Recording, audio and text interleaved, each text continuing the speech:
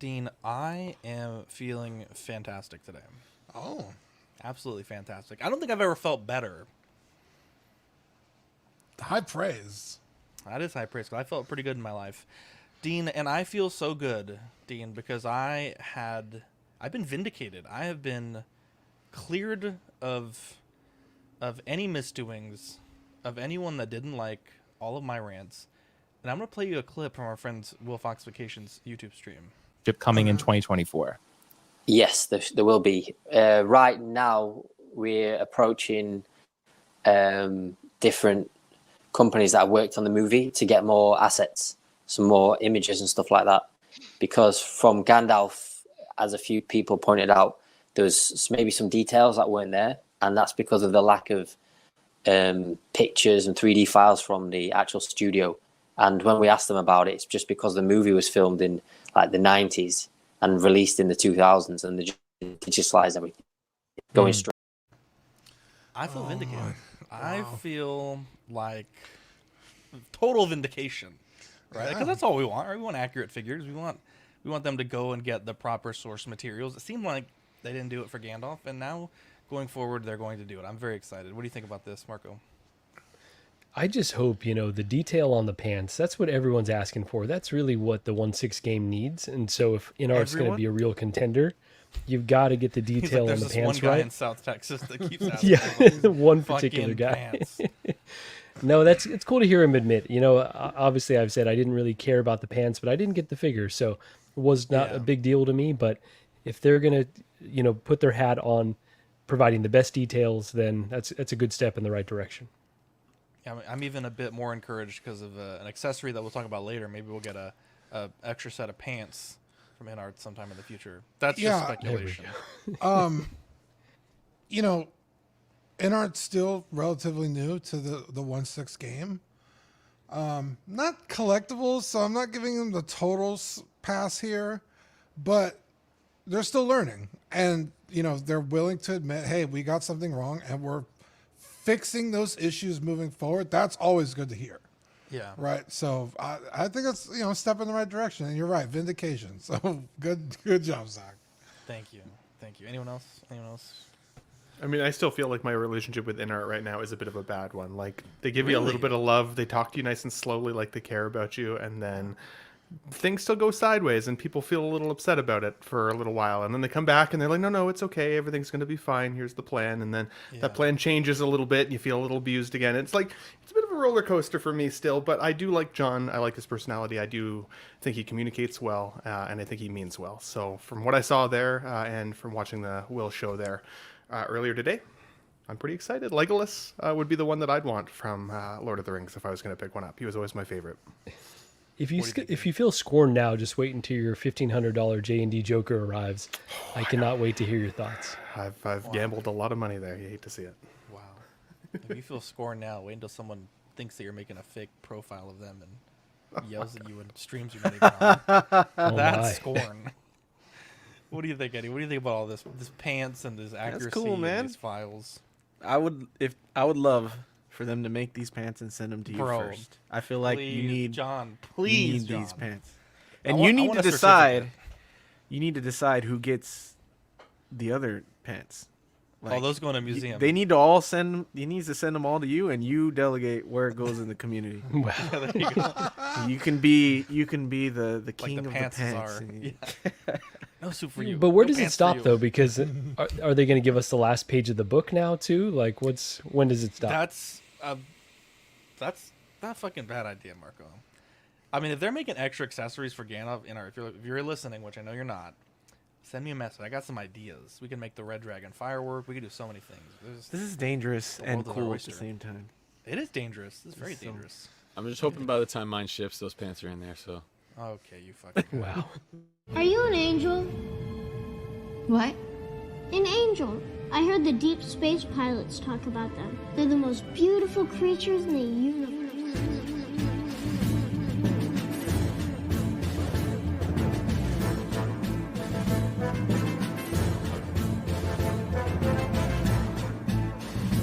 Hello there. We are tonight's entertainment. We would be honored if you would join us. You got a billion toys. You brought in the doll collection. These are not dolls, Jim. These are commodities. Same as gold or oil. 5, 4, 3, 2, 1, 0. You are now listening to the Collecting Weekly podcast. Shall we lock in the artillery power? This is the true form of lore gang right here. Very nice. YouTube.com/collectingweekly. Thank you very much. That's very cool. Big. Hey guys, my name is Zach. I'm Dean. I'm Marco. Well, early there. I'm Ben. I'm Eddie. Badfish. Welcome to this week's episode of Collecting Weekly. It's the weekly podcast where my friends and I talk about the things that matter the most to us this week in collecting. That's right. We want to thank everyone out there in TV lands, the YouTube studio audience, wherever you're catching us on the replay. Shout out to you. Also, shout out Collector Zone for our affiliate link or code, whatever it is. But also, Zach, I got to say, wow, I fucking love our intro so much, dude. It hits on so many levels. Because, like, the Sweet Angel thing, like, how we call, like, our audience members Sweet Angels. Uh-huh. And then shout out to Manny. The Anakin, like, are you an angel? Like, it's such a deep cut. And, like, there's so many little things about it that are so good that, there are times where Zach and I may have, like, a disagreement about something. And it's like, it's often. Man, like, yeah, pretty much every day. And I'm like, fuck, like, I gotta fucking stream tonight. Like, sometimes you're not in the mood, right? But we gotta put on a show. But the second that intro hits, dude, I'm like, bro, fuck yes, let's fucking suck today's dick, dude. Oh my God. Wow. I didn't know what I signed up for. Dean, speaking of sucking dick, is that what you had to do to the internet guy? Because your internet has never looked better. I'm gonna talk about that later when we get to the movie of the week. Because dear God, what a fucking pain in the ass that's been. But yeah, let's get on with the show. Wow, I was gonna say as well, like the fact that PewDiePie had done our intro, wild. Dude, yeah, you couldn't pay for that. And I was like, yeah, that's pretty fucking wild. Yeah. Anyway, it's not AI, by the way, for those that are new. Oh, yeah, no, that's 100% real. We got Toy Mafia, Sam Gist, Mega Color, 100% Too Much, Thor Gaming, 12-inch Moose Stream, Thor Gaming, Toy Mafia, Trevor Weed, Tim Harvey, Some Guy, What's Up My Favorite Peoples, Lex Loves Balls. Wow, so do we. There we go. Got two huge ones. Jason Nelson, Cam Collects, Six Gun Figs. Actually, I have a shout out for him in a bit. King Dingling, Caffeinated Comic Fan, Nick's Collectibles. Sam says it's the first time I've paired this show on my TV. You guys are making your Hollywood debut at the Gist House. Hopefully, you're enjoying us in full 1080p. Sith Scale Collector, what's up, CW fam? Let's see here. DJ. Thomas, Sean, Eddie, Money, Mendez. Boys, we have a great show tonight. We actually had nothing to talk about until like 2 days ago, and now we have everything to talk. We had to like not talk about some things because of the number of things we now have to talk about. Did we get any Star Trek on there? I'm just curious, asking for a friend. How dare you? I think the last Star Trek we had was Geordie LaForge? LeVar Burton, yeah. Yeah, okay. We're good then. We're up to date. Dean, no Star Trek or Sonic. Yeah, thank God. Thank God. Dean, we have a very special segment that we start off all of our best shows with. Yeah, you guys ready? Yes. It's new this week. Yeah. What did you get new this week? I got something very beautiful in the mail from Sweet Angel, Oilers Workshop. Love that guy. What a fucking great guy, by the way. I was... Oh, is he? Oh, there he is. Yeah. He's probably been wondering why I haven't talked about this yet, because I just got it.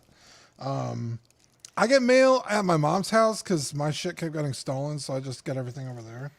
And they were shipping too many boxes with like Wolverine on the side. Exactly. Okay, you know Show us what you got. You're the one interrupting me with your fucking little hilarious banter. How dare you? No, how dare you? But I was gushing the other day because I was getting in the Four Horsemen, and he had this figure he was not really interested in, but he was unboxing it for his channel. Well, go watch it. By the way, it's fantastic. It was part of a 2-pack exclusive. I forget the guy's name, but it's based on. It's there was a 2-pack of this and a Cosmic Legions figure that is based on one of the guys that runs their YouTube or their Facebook groups, or someone could correct me in the chat. But it's an exclusive Mythic Legions figure you can only get in the 2-pack, and it's fucking sweet. And it comes with all these accessories. I still got them in the bags, like a staff, some swords, sickles, pouches. I like the pouches. This cool little cape thing. I forget the name of it, but apparently, like his part-time job, or I guess his real day job, is like a landscaper or something. So there's green armor. I don't know if he's a Mexican guy, but there's green armor and apparently that's supposed to reference that. I watched a couple of reviews and it's cool. So I have this guy now, and he's gonna go good. My other skeleton knight, and I hope in the army build a couple of these dudes. So nice. It's fucking sweet. It's a really well done figure. I don't have a lot of Mythic Legions, so this is cool to add to the shelf, and should be getting a bunch more now that the pre-orders are coming down. There were some scaled figures that were from the Battle Axe game from the old Sega Genesis back in the day there, and I don't know if they're still available, but they may pay a roll as well if you're looking for a skeleton army. Yeah, I think Lane gave some of those away on Small Talk. Some cool ones. Yeah. Skeletons are always cool. I always think of what's that old claymation movie? It's where he fights all the skeletons. Jason and the Argonauts? Yeah, Jason and the Argonauts. Yeah, it's super cool. KJ Smith says, based on Walter, who started / runs the official Legion's Facebook page, The Cabal. Euler says his name is Walter Hagen. They named the figures Waltor the Mad. Yeah. That's like a Mexican fucking name. Sweet. Cool. Ben, what did you get into this week? So I finally, after 36 years of life, watched The Crow. And it's weird to me because I pride myself on being one of those people who has seen most movies, especially the ones that get the most attention. I try and watch as much as I can. This was one that people have told me for years I should watch, and because I couldn't find it available just easily through streaming, I just never got to it. I think it was actually Sam Gist and low-key collector Calvin recently that were like, guy, you gotta watch this movie, right? And so I put it on as our movie of the week for this week, and I won't dive into the thoughts on the movie quite yet, but the figure I went out and bought the very next day. I'd seen it at my local comic book shop a couple times, and I always thought it looked really cool. Gare Bear with a $25 super chat. Holy crap, dude! Thank you. Sorry, I love the show. Good. Thanks for coming out, buddy. Thank you for that. That's really generous of you. So I'd seen this figure a couple times at my local shop, but I didn't want to buy it until I'd seen the movie, because what if I didn't like it, right? Well, obviously I've enjoyed the film because I immediately went out the next day and got a good deal on this guy, put him in the collection, had some fun posing it, and then diving a little bit more into the history of Brandon Lee and what happened on the set of the film and kind of all the stuff surrounding it. So definitely a tragic tale, both for the actor, but also the film hit me in a couple ways that I'm excited to share with you guys later in the show. So, but love the figure. I hate the jacket that this guy comes with. Horrible material, horrible. So I immediately took it off. But considering it's a sideshow figure, the body on it is actually really impressive. And it holds well, no problem, in this kind of walking pose with his bullet hand held out. So yeah, I like it. Wow. It was fun. Took you 36 minutes to watch the film, or 36 years, then 36 minutes to buy the figure. So pretty much, right? I know you were on the edge, and we're like, bro, please watch. I really wanted to treat myself. I just wanted to treat myself, and I was like, I freaking like that movie. Okay, I'm going to buy it. Screw it. So. Yeah, Ben put in one of the chats. He's like, I liked the film. We're like, we fucking know you went out and bought the figure right away. So I've done that. I told the story. Don't. I've done that. I've convinced myself many times. And you got a PS3 game as well. Yeah, so for any of you guys who have just recently made its way seen to Canada there, right? For any of you guys who've recently maybe seen my collection tour, I did on the Ben Thomas Show. I did a collection tour 2024, and in that video, I show some of my favorite PS2 games, my favorite PS3 games, some of my N64 games, and that kind of stuff that like I've personally wanted to collect over the years and still go back to and play. I had to share this with you guys because last night I randomly went to this market mall here in Calgary.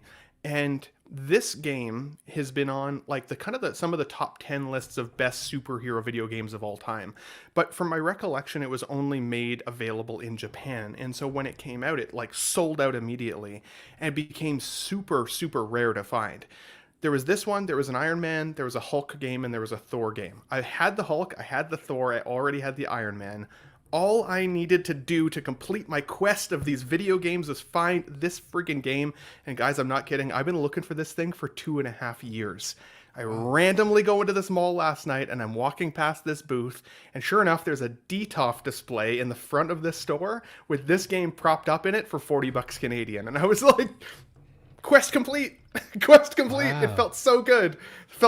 So not only did I want to share it with you guys, I haven't even played it yet. The game might even be horrible. I have no idea. I have not had a chance to actually play this game. But my question for you guys, which was going to be the cold open, was, have you guys ever had that feeling of like quest complete when it comes to a collectible? Because for me now, I'm just not looking for this anymore. Like that's just one green check mark in the collection. Made me feel good. Can I ask a question, Ben? What's a market mall? Is that like a Canada specific thing? Maybe it's basic. Like, do you guys ever go to like farmers markets where there's like little booths everywhere and you can kind of go walk booth to booth, and it's usually an independent business owner that has their own shop within a big shop. Yeah, it's kind of like that, but it's in the size of a mall. So the mall is literally called Market Mall for that reason. Oh, very cool. Okay, sorry to interrupt. Go ahead, Zach. You were saying something. Not entirely similar, but not entirely dissimilar. I had this Lego set, and one of the pieces had broken, and I needed to replace it. It was like an older set, and some of the I've talked about this in the show before. Some of the brown bricks, they get very like fragile. It's like part of the dye that they use or something like that. And I went to this Bricks and Minifigs, and the way this store works, they just have like tubs of Lego, and you just have to sort through them like you're digging for fucking diamonds. And it was like a rare piece, like, this piece was like only in 2 sets, obviously one of them being the set that I had. And I was I told Patricia, like, we might be here for a while because, like, I'm not spending like $15 to buy this fucking piece online.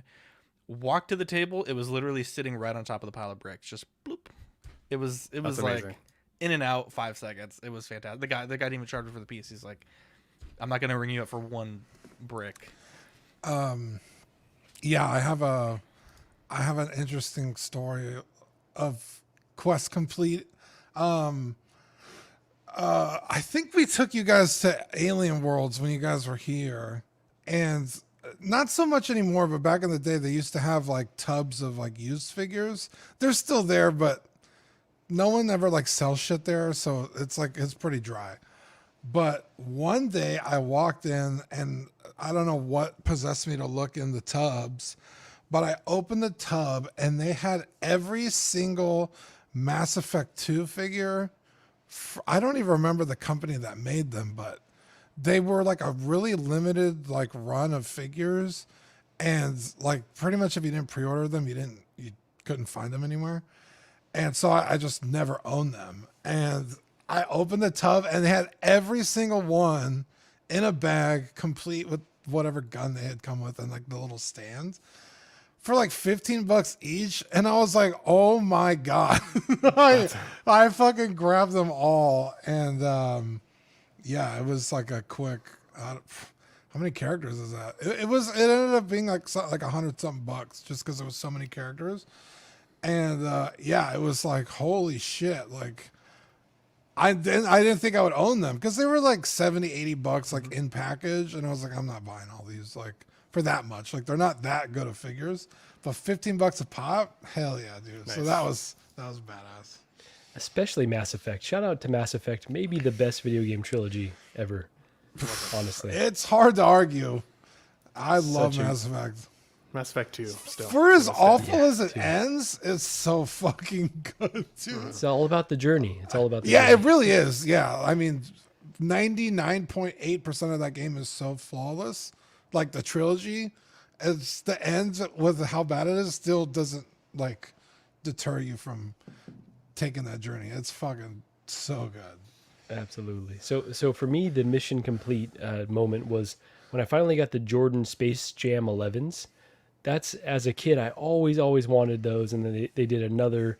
I don't know how many times they've reissued, but finally was able to get the Space Jam 11s. The packaging was amazing. It was all Space Jam themed. I think that it had a different number on the back than the original version, so that like it's very unique to this particular one, but was just so happy to open it up, wear them one time, and then that was it. I think they're on ice for the rest of the time. Nice. I don't have one. So Eddie's still questing. Not everything from Batman Forever is out yet.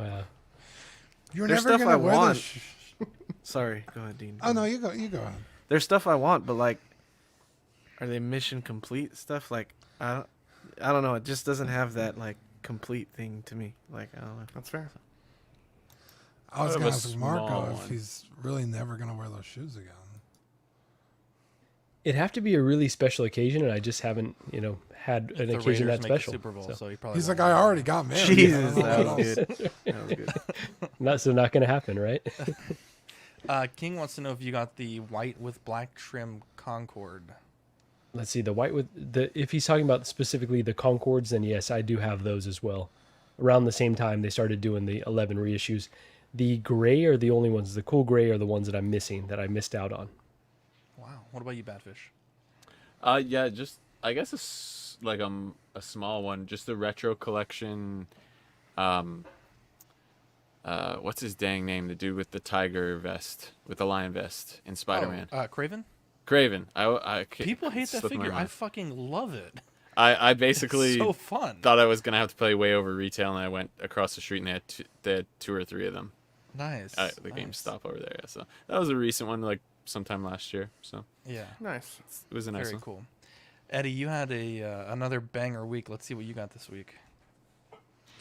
Yeah. Jesus. So, let's start with the Midas. The Midas I had pre-ordered, I think, back in October. It was during one of Sideshow's like 35% off deals thing, and then it was free shipping, and I might have used points on it. I don't remember, but I had it sitting in my orders, like paying monthly, and when I got paid this month, I just finally paid that off. So that is a super nice Iron Man figure. I love it. So it's really cool, and I think it's gonna be sick next to the new Mark II. And then now, Zach, it makes me want that blue one even more, dude. I keep looking at that damn blue one, man. Same.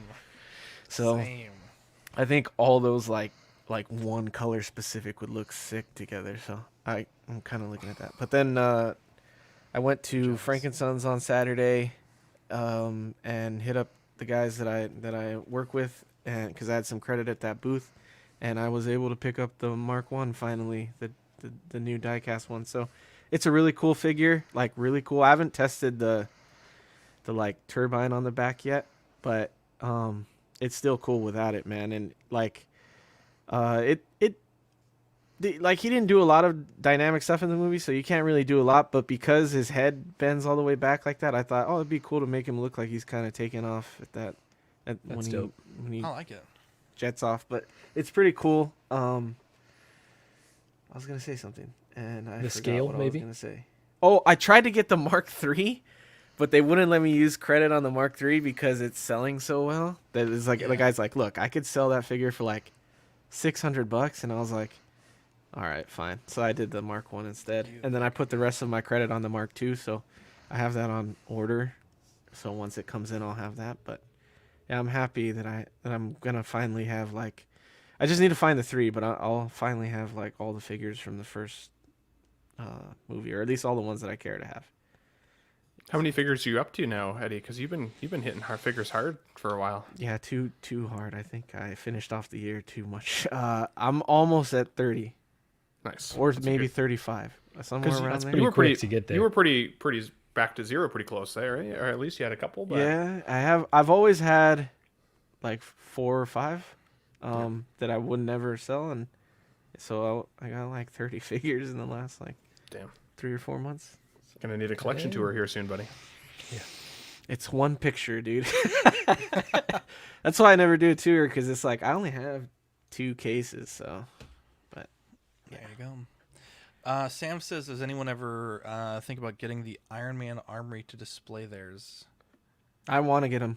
I'm gonna get them at some point, because I plan on having the 1 through 7. So I'll definitely have to. I think you can get them on certain sites still, actually. So. I think Pop Culture still has them. They've got everything. To but see the site, Marco. Come on, we'll keep saying that. But I will say, there's been a lot of speculation they may just do a 2.0, right? Because these figures are so much larger now. That's true. Yeah. So you could probably wait, and they'll do it eventually. There you go. I had a pretty good news this week. So on the left, shout out to Fordo and Six Guns Figs. They both sent me a bunch of figures. We did a little bit of a listener packaging unboxing yesterday. Dang. Very cool of them. And then on the right, I wanted to treat myself. I think we had a pretty significant milestone, and this is a comic that I picked up a few copies of, and I just haven't really had the time or like the energy to get them graded. And I guess, because they were so readily available, and I think Danny had mentioned like these books typically grade very well, so like most of them came out as 9.8s, so the price was really cheap. And I was able to get this with the custom label. I think it was like $45 ship. Maybe it was like $55 ship. But it was a really good price. And it was just like a nice little way to, a little pat on the back for episode 300 of CW. And initially I wasn't going to do the custom label route. But this one actually ended up being cheaper than the ones without it. And it'll match the book that I got from Cuervo, which also has that same label. So... nothing too crazy as far as like 1/6 scale stuff. I did also order the Mezco Spider-Man to unbox, so that will likely be what is it, hopefully in by Monday. I'm not quite sure. I think it was just barely picked up, so that is that. And yeah, the figures, like I said, if you want to see what we got yesterday, those are a part of the live unboxing. That's a badass slab, dude. It's fucking crisp. That's fucking it's nice sweet. And like shiny. It's pretty cool. Yeah. But there we go. Let's get into the news. So Hot Toys Padme. Oh, I guess my new this week didn't make it. Oh, what was it? I didn't know they were gonna make it this week. What was it? Son of a, you do hate to see it. It was the Days of Future Past Wolverine. Oh, hang on. I sent it to you in the chat just in case. Wow. Okay. Hang on. Let's pull it up. It is what I get for saying I probably wasn't going to show, but To be fair, I did ask you to remind me of some things, but it's all your fault, pretty much. Oh yeah, you did actually. Sorry, you had Wanda and Days of Future Past. Here, let's do this. It looks like the Baracho from Loteria, but oh my god, yeah. I will say, like, the body is pretty small on it, right? Like they do give you the padding around the arms. But yeah, the body that they use, not the best. It's still a really dope figure, though. And the seamless forearms, you guys are right. It took a lot to get off. It's the guy that works at the taco truck. Oh my god! Did you think you were gonna snap the arm like in half when you did it? Yeah, definitely. The first one came off pretty smooth, and the next one was. We need the clip, guys. We need the Orale, the Mexican Wolverine. He's saying solid. So yeah, nice figure. Yeah, just a little disappointing, but overall a lot of redeeming qualities. And then I got the deluxe version. I used the base for Wanda. So basically I just turned around the base. And so that's the other picture that's there, Zach, if you wouldn't mind. Yes, sir. And yeah, so I think it's like a pretty good multi-purpose base, honestly, as I was hoping. Mm-hmm. And like I mentioned, I kind of wished Hot Toys didn't include the nameplates or had them easily detachable. I thought this worked pretty well. So really happy overall with the purchase, but like I said, just slightly disappointing. Did you use any like rewards points or anything like that? No, I got him from off the racks, and so there's the built-in discount already from getting him there. So so you got some money off. Oh yeah, I always get money. I don't order figures now without getting money. I just saved off. myself $150. Wow. No. Oh, man. Perfect. Here we go. Bastoni says, I'm a Marvel normie. I usually dabble with most Japanese heroes since I'm from Indonesia. What would your recommendation be for a first Hot Toys? I really enjoy Spider-Man the most. Ooh. So Hot Toys just released the pre-orders. It depends if you like the video games, but they just released pre-orders for the symbiote suit Spider-Man, and then they also released the classic suit 2.0 by Hot Toys. So if you like the video games, I would go with that. Hot Toys did also release the Amazing Spider-Man. It's sort of like a hybrid comic figure. It is very expensive, so I probably wouldn't recommend that. Other figures, it really depends on what your favorite Spider-Man is, but they have the No Way Home, Tobey and Andrew Garfield, and what the fuck is his name? Tom Holland.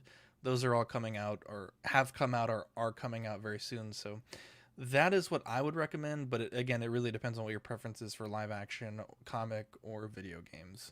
But thanks for watching all the way from Indonesia. Love that. Yeah, I would also suggest maybe the Hono Studios Wolverine.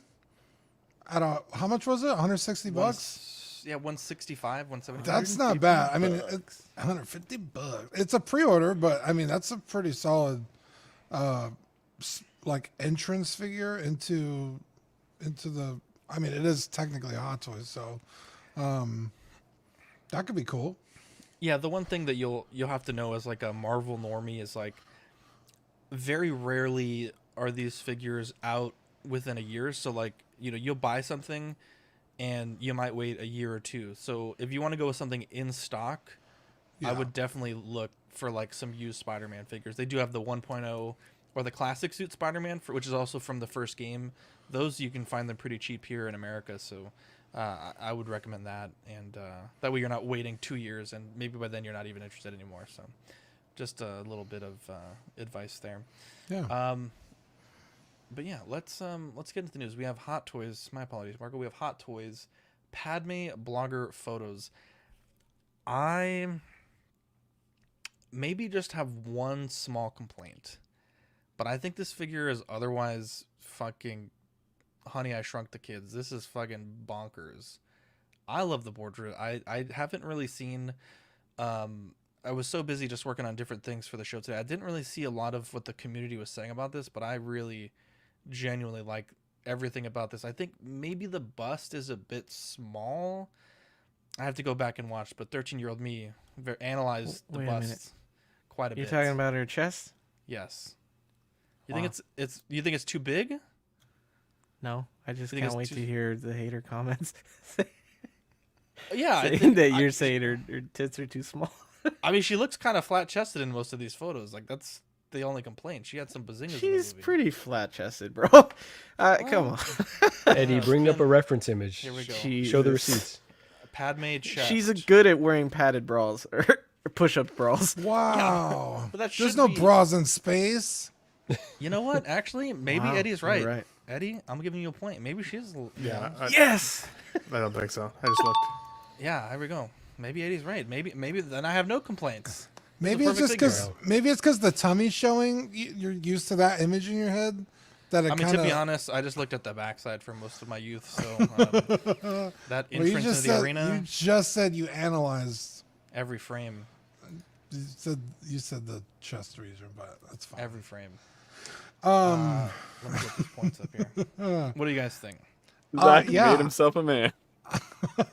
I think this came out way better than I was anticipating, actually. I like it. I can't wait to add it to the collection. I think it looks great. I think Padme is such a great character. I like the little Padme? Sorry, continue. Put a few too many anyways. Add a little Padme. Yes, I always say Padme. I always say Padme. Palpatine. Okay, you say Paul Patine. I do. Pulp? Like Paul. Was that Zach? I thought that was Paul. I thought that was John that used to say that. Pulp? No, it was me. I can't talk. Yeah, I think this is fantastic. I like the cloak that they include. You never see it with the hood up, but you do see the hood up in the Clone Wars. So I thought that was a cool inclusion. I think it might be a different color cloak, but it's the same fucking thing. Yeah, I like it. I like the pistol, that chromey look it's got. I love it. I think this is cool. Expert analysis. Yeah, for me, this one is, it's a nice looking figure. I don't really have complaints, but in a year where there's going to be so much heat dropping, it just feels like a whatever release. Now, I understand there's people that are really hyped, that love this character, that love this film, but I'm just kind of thinking ahead to all the other heat that's dropping, and really glad that this is one that I'm completely passing on because, it just does nothing for me, honestly. What in particular is like the heat that you're looking forward to? Oh, so we're going to have the 89 Batmobile from Hot Toys that's coming. We got the Dewback coming this year. The Batman from Inart is dropping. Aragorn from Inart possibly. So like a lot of high dollar items you've really got to be prepared for. So that's just to name a few. There's a bunch more. Yeah, I mean, for as long as I've been collecting, though, people have been saying, "Where's Padme? When are we going to get a Padme?" Right? And so literally, episode 2 of this show, I think, was called "Where's Padme?" For as long as I've been collecting, it's the only thing. So I feel relieved when I opened my Facebook this week and saw that she was actually finally out. And I would actually say that I thought that the likeness here to Natalie Portman is better with the final than it was on the prototype. I thought the prototype still needed a little bit of work from certain angles. And when I clicked through every photo on the blogger, I thought all of them looked really strong in terms of likeness. I think I'm more impressed with the final result than I was initially with the prototype. My iconic imagery for her does have her kind of tummy or midriff showing. So like, I also wonder if we'll see an exclusive version of this character now in a month or two. What is it? SDCC is coming up. Could that be an SDCC exclusive? I'd be curious about that. But otherwise, I think she looks great. I think the price seems reasonable for what you're getting here. I like that you get new accessories that we haven't seen with other characters before. Everybody wanted a Natalie Portman or Padme in their collection who wanted this character. So for those folks who get her, good for you. This isn't one that I'm going to bring to my collection. Full transparency. I think she looks awesome, and I like Natalie Portman, but I just don't collect from that era of Star Wars, at least at this point. There's like Marco said, there's just so many other things that give me the nostalgic punch in the chest. And while I loved her in these films, if I was going to get any of her likeness versions, I think it probably would have been the Queen Amidala version from Phantom Menace. That to me really stands out, just as my nostalgia again for her appearances. So she's cool, but it'll be a skip for me. But I'm happy she turned out great. I think this is a fantastic looking figure. I can't wait to get it in my collection. Did you say fantastic or fantastic? You son of a bitch. I didn't like how you said figure, honestly. It sounded like how come he can say it? So it's only Canadians can say it? One of the hardest figures I've ever heard today. It made me genuinely uncomfortable. You could say when he did his okay, my bad figure. Whoa!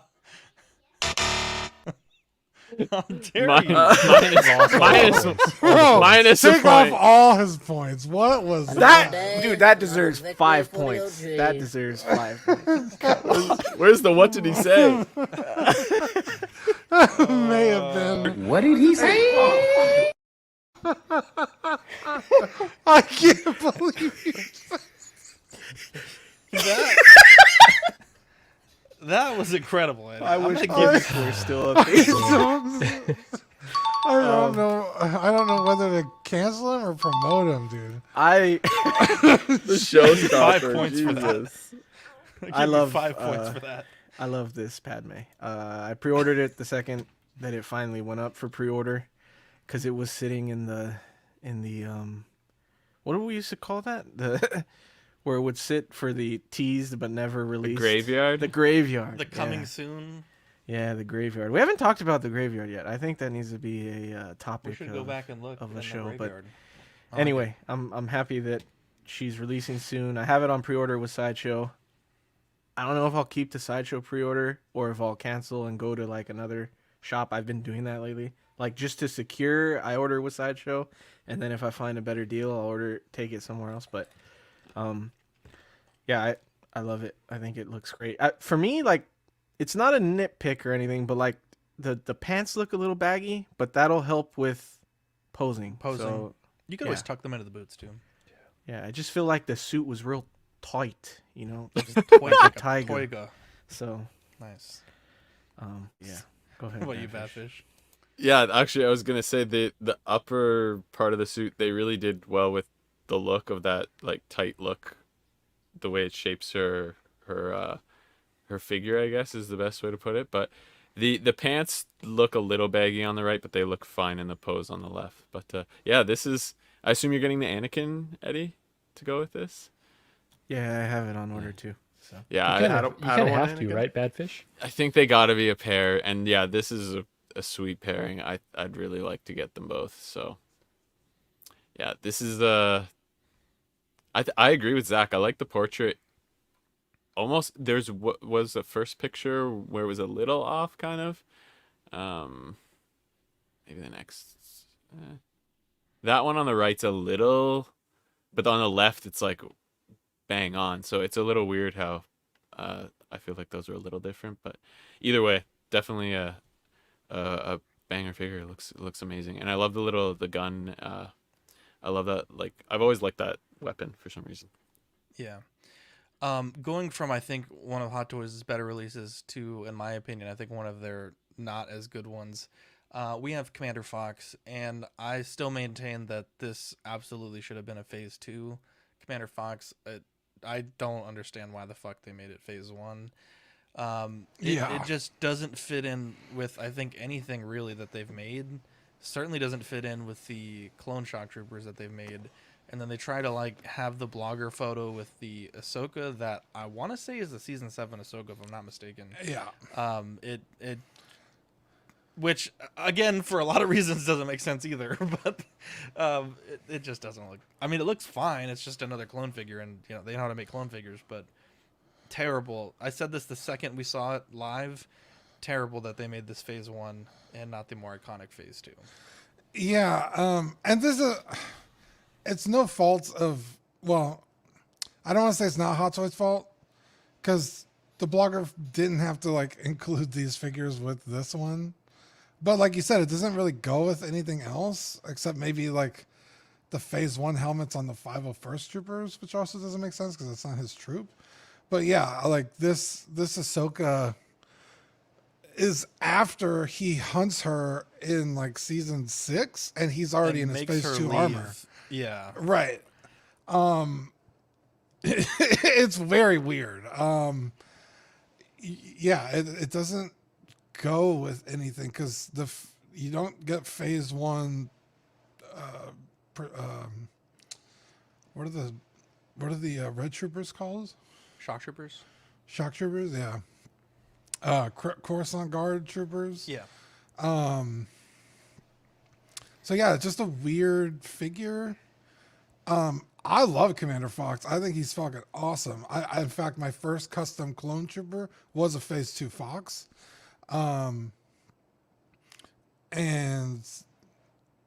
Yeah, for a character I really wanted, this wasn't it. So yeah, I mean, it's cool. It's a trooper. It's gonna be cool. It's gonna pose up really nice. It just doesn't really have a place on the shelf. Unless you're a clone trooper collector. Like, I could futz this in a shelf with a bunch of old Sideshow stuff, but yeah, it's just weird.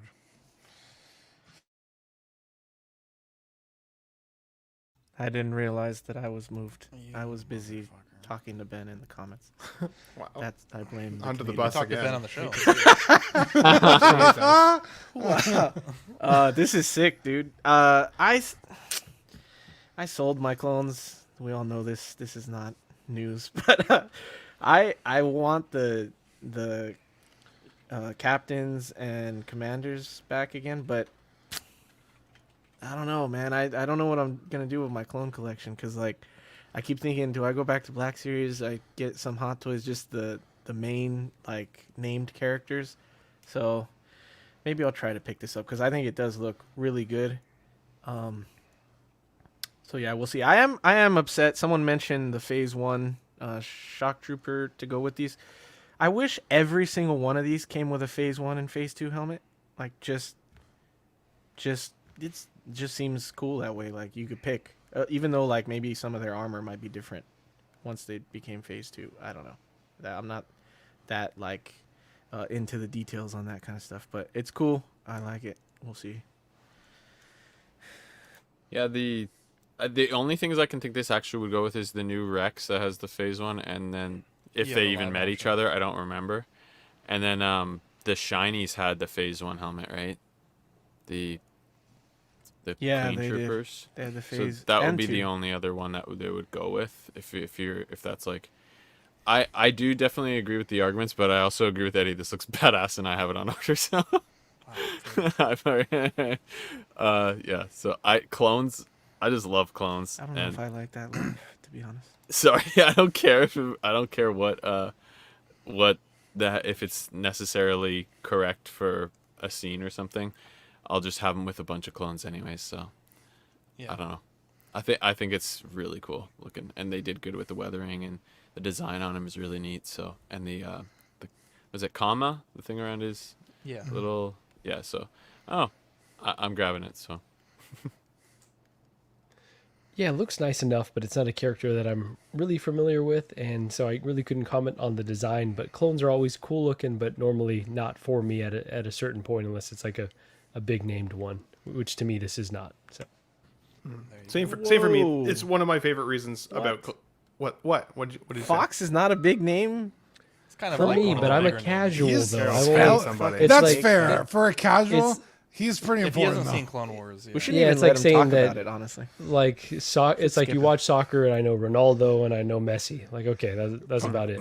I think Fox is the first person Vader kills as Vader. What about really? Namor? Yeah, dude. What the when fuck? he goes back to the temple. When he goes back to the temple, all name the a clones. casual would know. Yeah. Wow. To be fair, that's a deep cut. That's the comics. I was gonna say this is just a representation though of why I love collecting, because you do still get to see cool shit in the market all the time, and even if it's not a character that connects with you, like this isn't one for me. Same thing, Marco. Like I don't remember seeing this guy yet. I've only seen the first 2 seasons of Clone Wars, so for me, like I'm not invested enough. But the figure objectively is damn cool. It definitely pops. You put this on the shelf, even if you don't know it's Fox, even if you just like the look of this clone. I think it's very cool. So yeah, objectively, very awesome. Not for me, unfortunately, but yeah, happy to have it. And normal size blaster holders too, versus the goofy ass fucking the comically large ones. Yosemite They Sam need to fucking... They need to make the hands softer though, because they're annoying as shit putting blasters in their hands. This is what Phase 2 looks like. He's more basically the red and the white are flipped. It's fucking dope. All right, let's see here. We have the Inart Joker. Now this comes in 2 versions, so you get a 2-pack. Now these are the 1/6 kit prices. Marco, when the Superman came out, since that one was licensed for Australia, which this one is as well, there were some other competitive price offerings from other companies. So, probably next week we'll have a better price analysis for you guys. But the 2-pack is $1,292, and that is this pack right here. So again, $1,292 from 1/6 kit, or you can get the 4-pack for $1,778, which again is 4 full figures. Now, and the NRDs are pretty substantial on those, right? Like for the 300 deluxe for the is 4-pack, 200 for the regular pack. I thought this was the funniest shit I've ever made.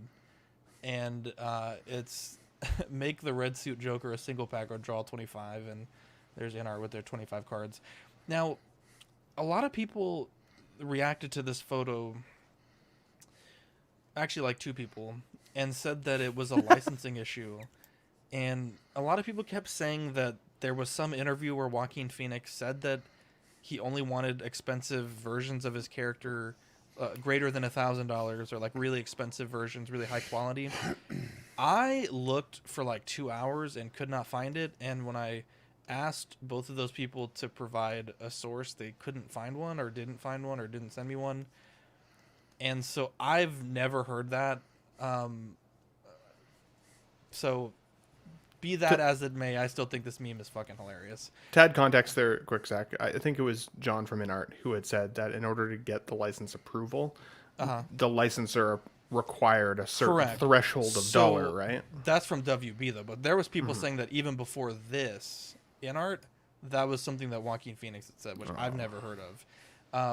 But we did send some questions to John to clarify. He's hopefully going to get those back to us by next show, but we shall see. Now, this isn't a substantial discount, but you do get $10 off the Joker if you use code 10CW at 16kid. But let's take a look at these photos. So we're going to start with the deluxe version of the Marco post figure. that? Oh, sorry. You son of a... I'm just Wait, what? Did Marco pose that one? Oh, you fucking guy. So, I mean, I think it looks fantastic. I think they fixed the hairline. That was my biggest complaint about the last time they showed it. I think the portrait looks stunning. I think they're really bringing their A game. I just wish that there were a little bit more budget-friendly options. Some collectors, one guy actually had an interesting point that the movie itself is really about Arthur Fleck, and the sort of red suit Joker motif at the end isn't really what the movie's about.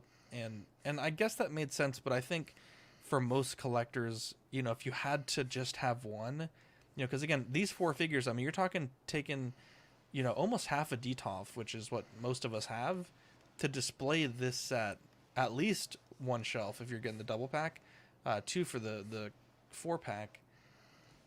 I think most people would go with the red suit, to be honest. Maybe I'm on my own on that one, but the print quality here on these prescription bottles, not super great. Don't love that. But we'll cycle through these photos and then we'll switch over to the 4-pack. But Dean, what do you think about this? Again, $12.92 for the 2-pack, and both of these are rooted, it seems.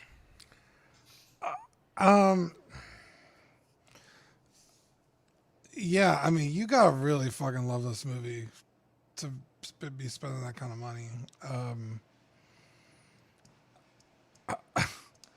Yeah, it's just like unfathomable to me to spend that kind of money on like this character and like this version of the character. Like I could understand the Ledger Joker. Kind of rewrote the character, kind of changed the way people looked at the character. Oh, Kevin's having a nightmare. But like, I don't know. Like, I just like maybe this movie just didn't resonate with me. Like, I just don't get it. So, yeah, I have nothing positive to say. What about you guys? Yeah, you're such a big Joker fan. That's kind of shocking, but I just need everyone to brace themselves because this is going to be quite the hot take that you're not expecting from me. But I'm a bit conflicted on this one.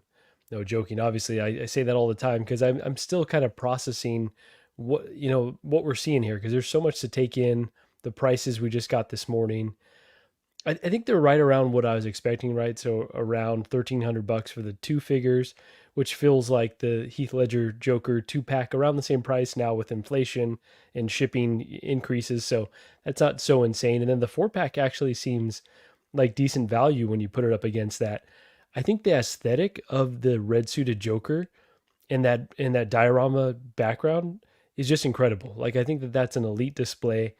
I want that in my collection, but just like Dean, I didn't have the connection to the film. And so I just really, really don't think I can justify spending that type of money for 2 figures because I don't think I would ever consider the 4-pack, even though progressive seduction does start to set in. But yeah, like it looks incredible. The artistry is incredible, but I just don't think I can do it. Honestly, there's too much other stuff coming out. I listed a few of them. There's going to be more pre-orders coming out this year. And so I think this is one that I've got to be just reserved on and not let the FOMO get to me because it's there. Like, the more I see these pictures, when we talk about controlling the message, my God, they've come out with some incredible shots that show these figures in the best light. And that's what we've been asking them to do. Excellent point, Marco. Excellent point. Definitely, buddy. Do you guys think, and I don't think that this is reasonable for distribution, but like if there was a way that we had to wait longer but we could select which 2 figures we wanted, for example, of the 4 that are available. Would that incentivize you to spend more money? Because one of the things that I feel with this release is that, like, the 4-pack has this sculpt with a smiling sculpt, and it has the closed eye sculpt with him dancing in the bathroom. 2 expressions that we don't see in 6 scale very often. I can't even think of another sculpt in my mind's eye, at least, that has a closed eye sculpt, for example. So it'd be so unique, but it's paywalled behind having to get 4 figures, which is a ton of money to spend and a ton of commitment to have to one character. For me, while I like the 2-pack a lot, and I think if I go with either of these options, it'll be the 2-pack, both for affordability, but also because I definitely don't need 4 representations of the same character in my collection. Like, I've already got 4 Heath Ledger Jokers, and I'm trying to think of how I'm going to sell one of those or 2 of those, right? So, but that's my Joker. This isn't necessarily like my Joker. To me, this didn't even really feel like a Joker film. It always felt more like we were watching somebody go through mental illness, a mental breakdown. It was a really good character study. It was a really good brain study. But to me, it never really felt like a DC-style Batman universe character by any stretch. So that's part of the reason why I have that much more trouble justifying the purchase. But again, like, if there was a way that Inart in the future could say, hey, we've got these select groups of characters or these several different styles of the same character, pay a little bit more, wait a little bit longer, but you get to pick and choose which 2 you get in your box, that could be game changing and very different from anything else we've seen from other companies. Again, don't think that that's possible. But yeah, the DX11 Joker I guess it does. It does. His eyes are closed with his smiling face. Good call, Jordan Skinner. Good call. I literally have that figure in my collection. And again, I love that figure because he's both smiling and he has his eyes closed. So right. But yeah, not many that exist that way. Now, with regards to these here, even the Arthur Fleck, without any makeup on, some of the skin detailing and the texturing and both the wrinkles in his forehead. Clearly, he's never had Botox. Like, it is insane looking. So even though he's very much a civilian in that look, I still think it would stand out on the shelf really nicely as kind of his evolution within the film. So to me, 2-pack, I think, is where it's going to go. I have not pulled the trigger on the pre-order yet, but we'll see. Originally, when we talked about this last week, I was sold on the 2-pack because I only wanted the red suit. But I love this movie so much that I think with the value and everything, I think I should try to get the 4-pack. I don't know why I wasn't thinking that the NRD would be $300. Like, that makes sense, like 20% or whatever. I don't know why I was thinking like it's gonna be like $100, the NRD. $300 right now, like that's like a Hot Toy drop for me just this week specifically. So like, I'm waiting, and the pre-order cutoff is the 24th or the 25th, so February. So I should be fine, right? So I'm gonna Eddie, I think that's new for Kit though, right? I think he was charging a bit lower for the Heath Ledger Joker, yeah. And maybe he saw a lot of folks bail out of pre-orders recently, so it seems like he's ratcheted up the NRD he requires. And I'm interested to see how many of these are made, how well it sells, because I hear a lot either people love this film or that they don't love this film, and it's kind of crazy to me that people hate this rendition of the Joker, but they love the Riddler from the Batman. Because essentially it is the exact same thing, but they love that character, and they love how they made took a real take on a comic character. And this is that, but people are so negative about this for some reason, and it makes no sense to me. So I don't understand it at all. I think this was a fantastic film. I don't think he's as cunning or as smart as like Joker would be in the DC universe, but I still feel like it is a very cool real world Joker. And I seriously dislike when they add real world things to comic book movies. I don't like that way we're headed, because to me, I want separation from the real world. It's a superhero. Yeah. So yeah, I find that really interesting that we have such different takes on the same kind of a character. So yeah, excellent points, Eddie.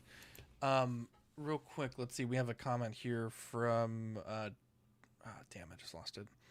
I think it was Trevor Hugo that to give credit for them not putting the red suit or the civilian figure behind a paywall. I would definitely agree with that. 1/6's Spec Fiction is 4-pack for the most value at the moment. What is Spec's price? Can someone get that for me? I was gonna say, Eddie, yeah, maybe also wait just to see what else.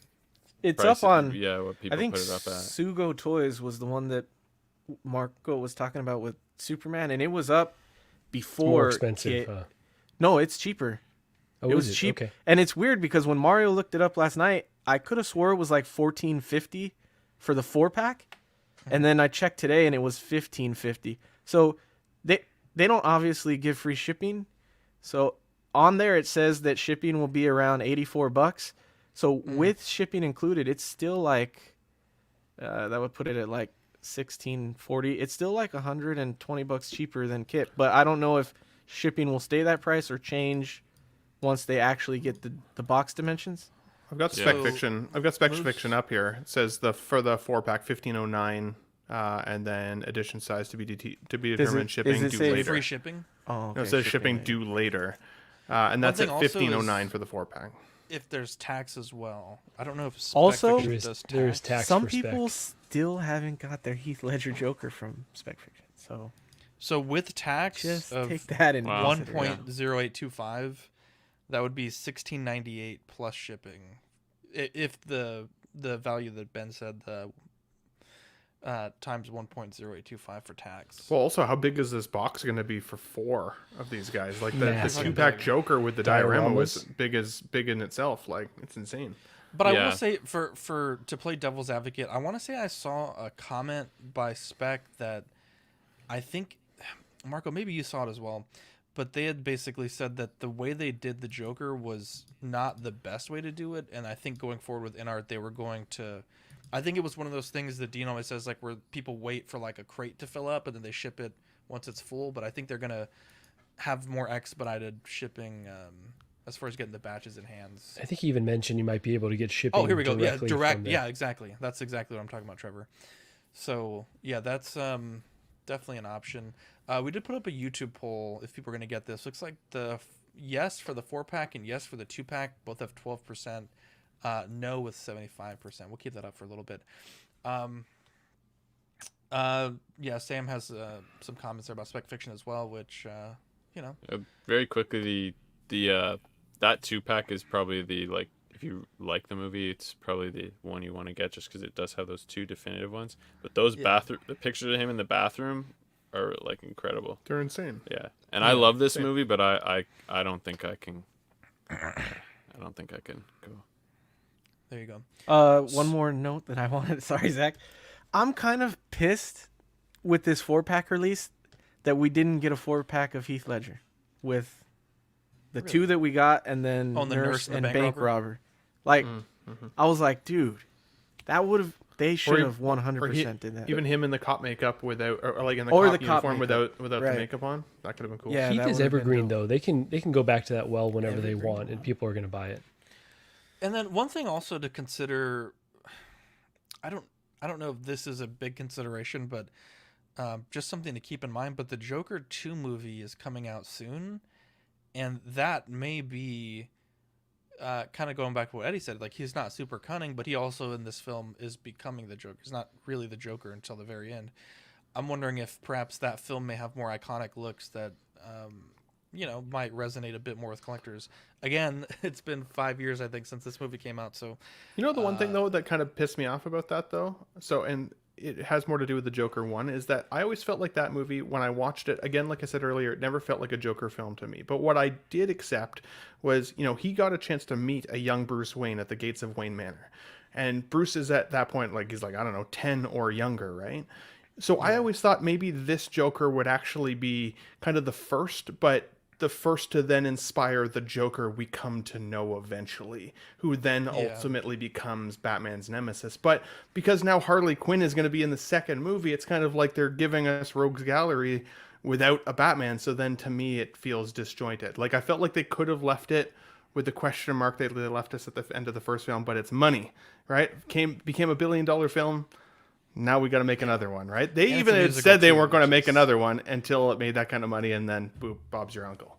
So, but It's a musical too with Lady Gaga. I So know. getting back to the figure, I think that could be cool. I think that could be cool.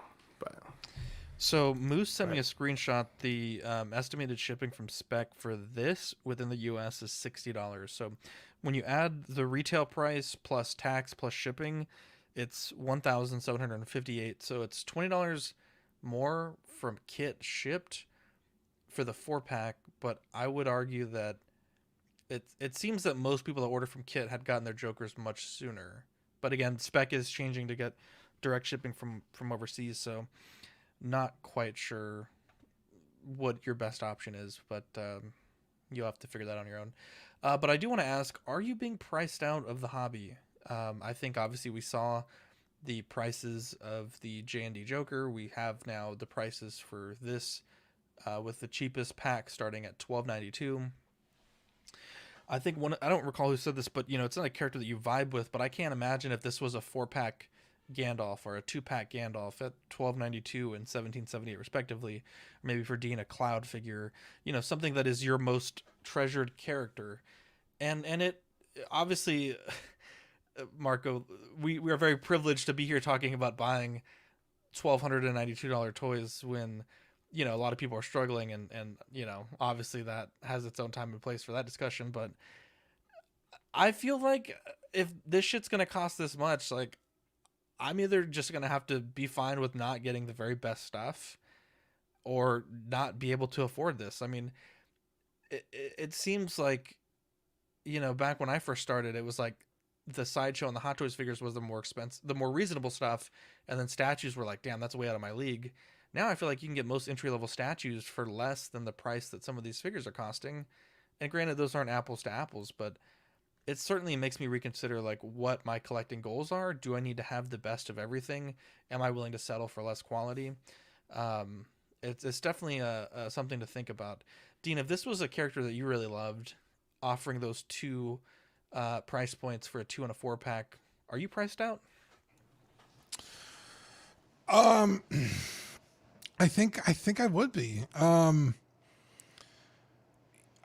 just got the Game Toys Cloud with the motorcycle, and that was $650. And when that invoice came in, dude, I was like, fuck, like that's a tough nut to swallow. And that's a nut I really want. Damn. Pause. No, don't pause. That's why I said it. Wow. So now 160 is not to saying that he was not charged taxes, so I'm not sure if those are due on delivery or just perhaps not at all. It's all very confusing stuff, to be honest. Yeah. So yeah, I mean, I got that the 3rd scale Punchline statue for what, $1,300, and that's a fucking huge piece, like a centerpiece of the collection. I guess this is, but like you said, like a whole Detolf's worth of characters, the same character over and over. I don't know. It's like I said, you gotta fucking love this to be like, yeah, I'll spend that kind of money. I think the 2-pack makes a little more sense, but even that's like, I don't know. I can't answer that until I see something that I can't live without. I don't know what the answer is. Yeah, I think that's what it comes down to, right? If it's something that you are extremely passionate about, we always say, because one of my favorite podcasts is the Afford Anything podcast, and her catchphrase is, you can afford anything, you just can't afford everything. And so there's always those opportunity costs. So I feel like if this was, let's say, a Bale Batman 4-pack, because Eddie said the Joker before, right? It had Begins, it had Dark Knight, it had an Armory, and it had Bale Bruce Wayne. And that was like $2,000. You better believe that I'm finding a way to get that, right? And I can bitch and moan about high increased prices and like how expensive things are, but I'm gonna find a way to cut other figures or cut other things that I wanted to buy in my life in order to. Again, Zach, you're right. It's all about privilege, right? Because we're very privileged to be able to be in this hobby, but I'm gonna find a way to get that. And so for this one, I just don't feel like I have the desire to make those sacrifices for this, because the price is high. Like for the Ledger 2-pack, that gave me a lot of heartburn spending $1,100 on two figures that are like kind of very similar. And so, this is we've already been conditioned, like Ben says, I've been price conditioned to already spend $1,100. So what's, a few hundred more. And I just don't find myself wanting to do it on this one. Although it's tempting, I just am not there. So not priced out, but definitely feeling the pain of these prices for sure. Yeah, and I was saying, like, I really love this movie, and if Hot Toys or somebody would have released something closer to when this came out, I probably would have wanted to get it. But even then, if it was $600, if they were selling these individually and they were $600 a figure, if every figure becomes $600, then yeah, I'm priced out. If Hot Toys goes the direction of, we've seen a little bit trending down in pricing, and if they stick around that, 260, 280, and then with Hano Toys coming in, I would say that's the direction I would have to go, just because it would have to be someone a very special character, and I don't know, even then, I don't know, $600 is a lot, like the Gandalf I'm getting, but I feel like he's a special character versus this just isn't as timeless right now. But again, if every figure becomes that price, then yeah. But if Hot Toys keeps doing their thing, I can keep the payment plans. That's my thing. So that's why I kind of like the 4-pack, because if you split up the 4-pack, then it's closer to like $450 a figure. Yeah, I was thinking which makes that, it more tolerable. It's hard to say the argument versus the statues and this specific release, because I've been contemplating that too, because there's a Prime 1 statue of this that isn't holding its value, but it's a very good statue and it's the perfect scene for me. So I'm like, is that more worth it? Because I can get that for cheaper than the 2-pack now. I think even not at retail it wasn't, but it was close. 1/3 scale? Yeah, 1/3 scale. Wow. So that's crazy. But I think the thing that concerns me most with these prices is that they aren't holding. Nothing is holding those prices, which back in the day, you used to argue with John a lot about whether things should hold their value or not. And I always was like, no, you take that bet, you take that gamble, and you're not buying for investment. But it's hard to be a collectible that loses value, especially when you're like paying $1,700. Like if I'm paying $300 for a Hot Toy, it's a little bit easier to say like, oh, it didn't hold its value. But $1,700. That was a hell of a point by Eddie, but I'm glad that you didn't give him points. No more points for Eddie.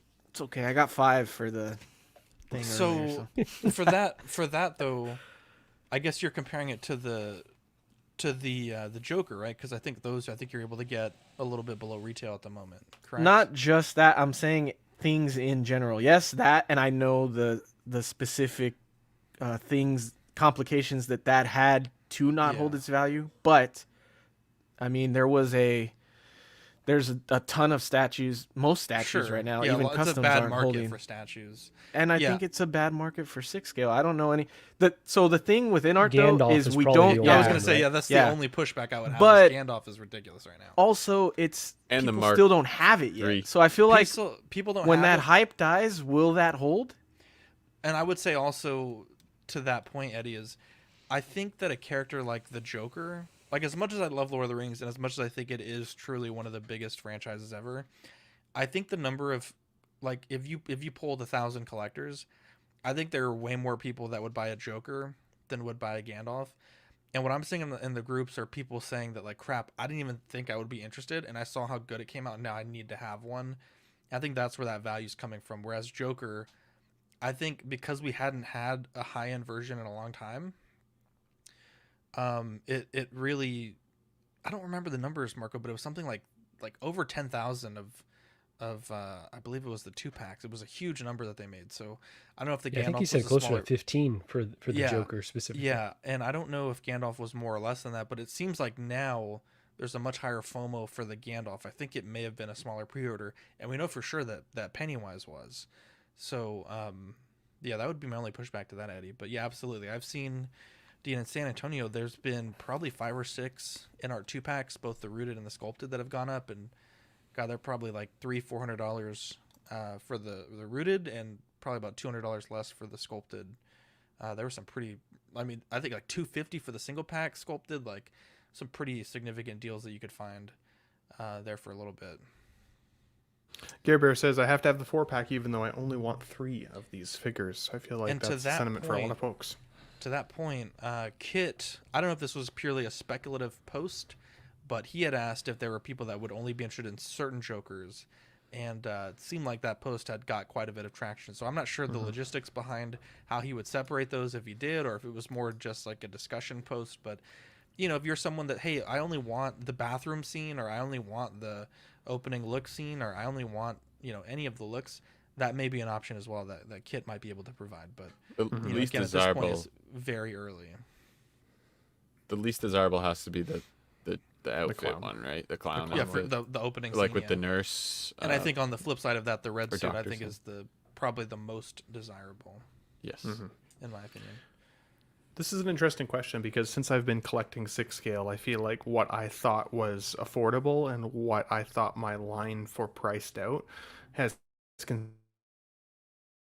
consistently moved, and that's been, I've been lucky with work and fortunate that way, but things change for people really quickly, and it's getting to the point with collecting 6 scale that you actually do take a bit of a risk potentially financially if you make these purchases and then anything in your life changes. I always advocate make sure you save a little money first, spend a little money, right? Treat yourself, definitely, but make sure you're saving money these days because the economy is really tough, not only for just collecting but just for people in general being able to put food on the table. Like, I went to the grocery store the other day, I couldn't believe how expensive things have gotten. And all of these types of commodity-based products, everything that requires material goods is going up. So it's expected that prices will change. When I got into 1/6 scale, one of the reasons I liked it so much was because the price point felt premium. It meant that not everybody could get them. So I had something, that was a little bit different, but it wasn't so expensive that it made me think about what else I could get for the money. And I feel like lately 6 scale is getting to that point where it makes me wonder, like, geez, for $1,700, like, what else could I get for $1,700? What vacation could I go on? Where in the world could I visit my friends? Like, all of a sudden, like, that kind of dollar amount isn't just a tough nut to swallow anymore. It's literally a justification to, like, represent a character in your collection or 4 characters in your collection when there's so much more in life that you could potentially do. Now, you could relate that to anything within your 6 scale display, right? We could all say if we never collected 6 scale, we could go on more vacations. Sure, but it's getting to the point now where, as I said, it puts you at a higher risk if something changes in your life, if you don't have savings in the bank. And like, if you even have a life event like Badfish, you have a little one, right? I don't have any kids, so for right now, I'm the only mouth I need to feed. Would I be priced out tomorrow if suddenly I had, knock on wood, a baby to worry about? Yeah. Wow. I definitely, knock on wood, I'm just saying, knock on wood. Okay. Would I be priced out? Yeah, probably, because there's no way. I thought you told them to swallow the nuts. Oh my God. There's 0 chance. What did he say? Give this man a point. Wow. Oh my God. Wow. Daddy, chill. That's what Ben's kids would be saying when they see him buying 4-pack Jokers. Oh my God. No, I mean, the other way this collecting game has changed is when I first started, people would get one to rock, one to stock, right? These prices are getting to the point now where this doesn't make even any sense, both for what Eddie's point was of these things aren't retaining their value the same way they were or growing in value. So it doesn't make much sense to just stock one anymore. But, like, can you imagine the financial capital you have to be able to buy 2 of these just to have one in the closet, like our friend John used to have with his collections? Like, that is mind-boggling. And so because the collection game has changed so dramatically, now I think most of us who are still in this game and who aren't burned out by pricing have to be more specific about what they put in. One of the best compliments I felt like I received on my collection tour recently was people said, wow, like, your collection has a lot of unique pieces, but, like, it's curated. Clearly we can tell what you like, what you're into. It's not just what everybody can buy. And I'm excited to see people's collections over time start to evolve that way. If prices are going to continue to go up, I also think it means that our displays will look a little more custom. Those collection tours will be more interesting to watch because we won't all have the same figures anymore. Everything will be a little different. So I like the trajectory, but it also does make me a little nervous for even my own self in the collecting. We all have to admit here, every single show, every single Tuesday, when we like something but can't justify it because the cost or because we don't have the space or whatever it is, I think the days of collecting everything, for most people anyways, are gone. To Ben's point, lately it's getting easier for me to not buy stuff. It's getting easier for me to not. Yeah, well, I'm trying to be smarter, but I mean, like lately, as in like the last month. It's been easier. Me. It's always the joke that I only have 5. I have 9 now, guys. I bought a lot, and it's this last month I've realized like I can say no easier. Someone said the other day like you have to be not responsible, but I forgot what he said. But anyway, wasn't the one. No, it was something else. I'm with you there. But anyway, that's why I didn't just. I could have just dropped the NRD on this, but like I was like, no, I got stuff on pre-order. You know, I'll wait. I got to pay off some stuff. So like, it's getting easier for me to say no, and the FOMO is kind of going away. There you go. 73% of our chat said no to buying this Joker.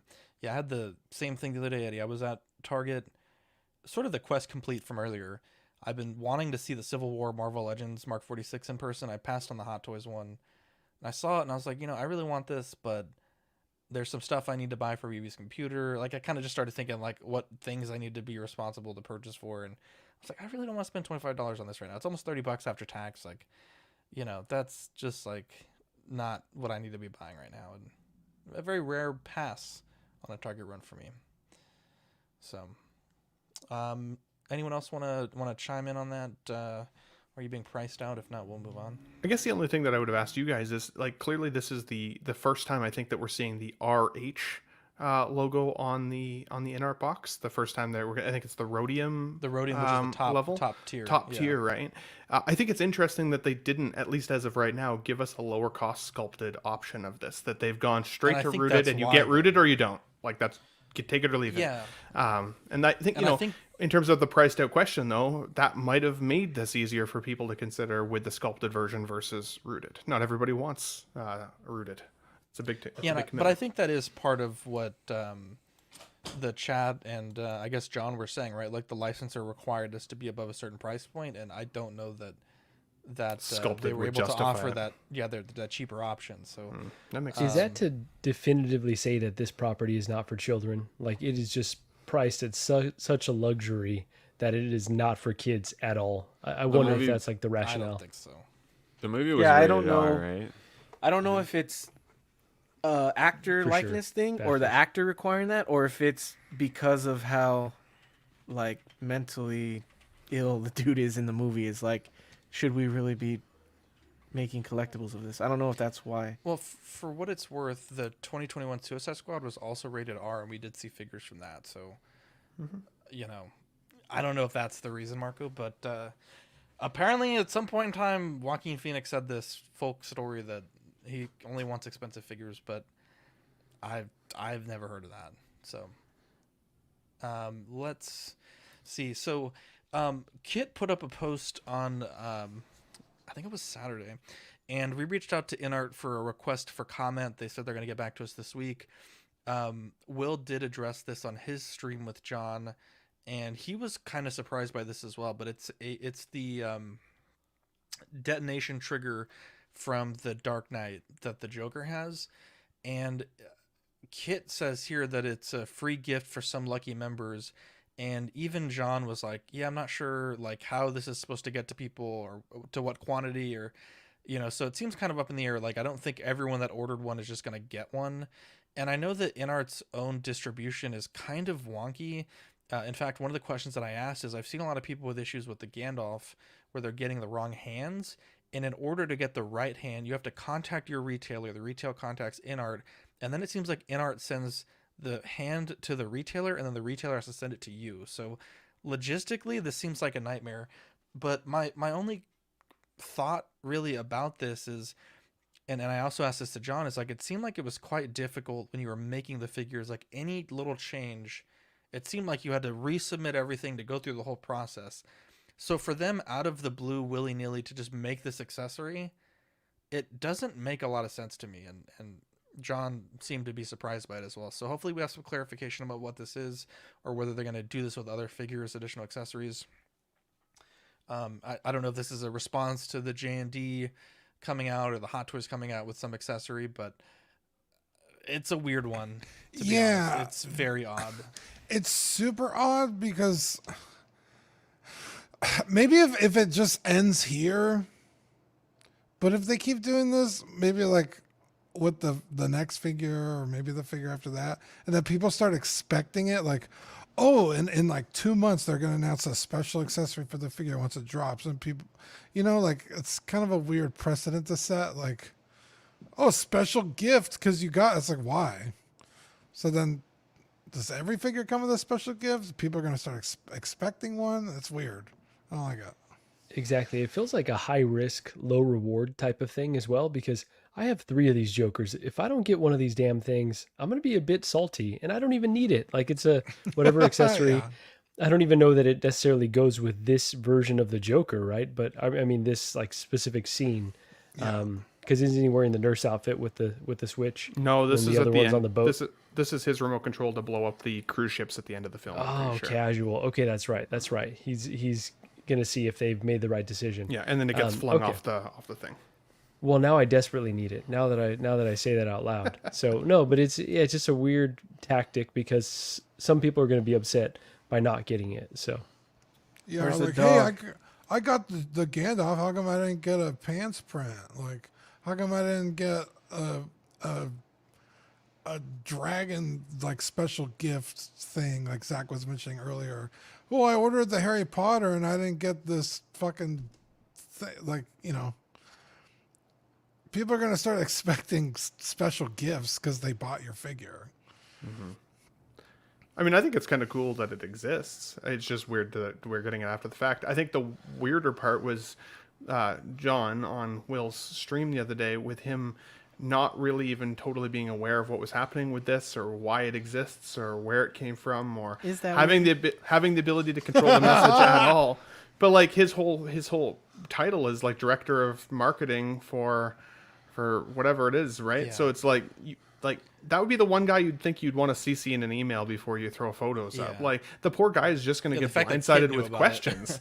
Like that's a really strange aspect of it. So I feel like if anything, if Inart will want to do this in the future, they just gotta, like Marco always says, control the message a little bit from the get-go. Get excited about it. Whatever happened to the handcuffs that you were supposed to get if you pre-ordered the Joker day one? I don't think I ever got my handcuffs. I think every version should have had. You the didn't get handcuffs. the Go back and look handcuffs? in your box. I don't know. I have to look in the box, but I don't remember. I don't remember You're it the now. only guy who didn't get 'em. I'm just saying. Yeah. Did everybody get it then, or did nobody? I think Like, so.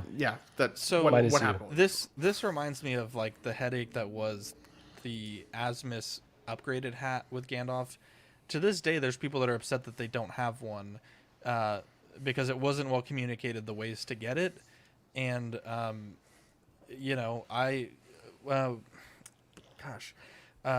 Mike in our chat was like, bro, it's like almost to buy one of these hats from someone overseas, it's like $60, and I'm like, you can just pay them directly $25 to get it shipped direct from Asmus. That's basically just covering the cost of the FedEx international shipping.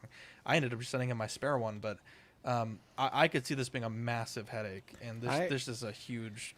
I think this is gonna be a huge headache for Inart, to be honest. I thought it was. There's parts of me that think that it's cool, like it's like a chase kind of thing, and it's like fun, and it's something fun to like. Like a churro.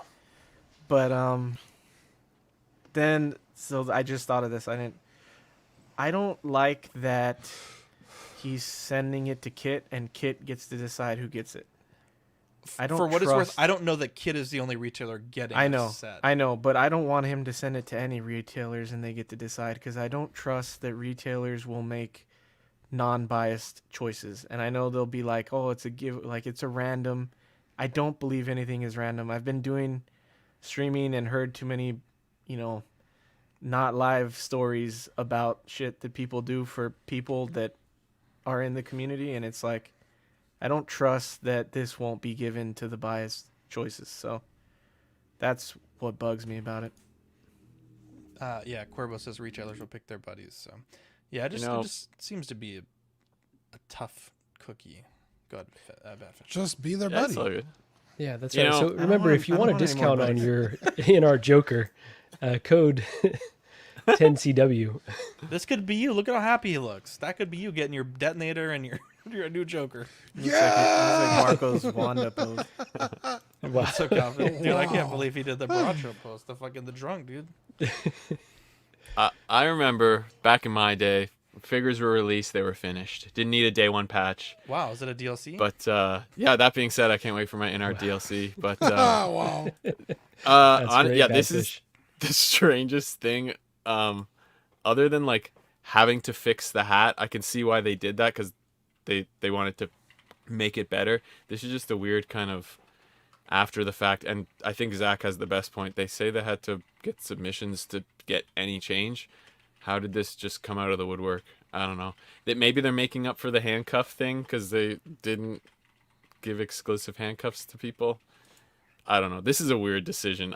Yeah, like you said, it's like it's filled with it's like a minefield kind of. I feel like. Say it with me, everyone, on the count of 3. 1, 2, 3. Penises. The pant prints. Oh. But you should have practiced that. Dean is having some seriously questionable thoughts tonight. Just so the intrusive thoughts are winning.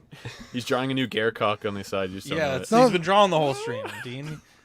You know what, Dean? Actually, I got a bone to pick with you. I was looking through our clips because I was trying to find that "How big is your penis?" quote. No, it's a good one. I was dying laughing. We were watching John unbox. I think it was the DeLorean, or maybe it was Marty, and he wouldn't put it in the thing. So I got bored, and so I started playing Flight Sim in the middle of the unboxing. And the second I clicked the icon, I didn't realize. I didn't realize that you got a text, or I don't know how it works. Yeah, you got an alert from Steam that I was playing Flight Sim, and the look on my face is like.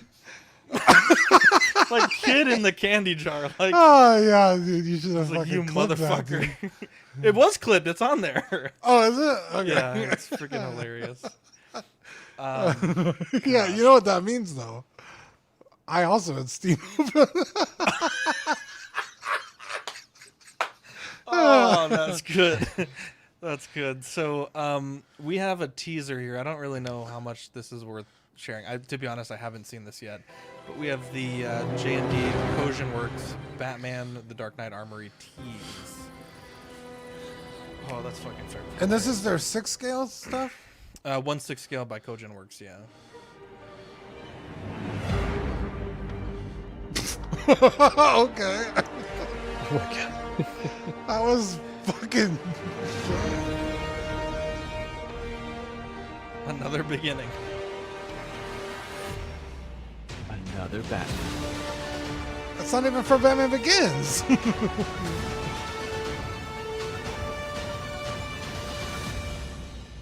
Now, as collectors, do we need a third armory?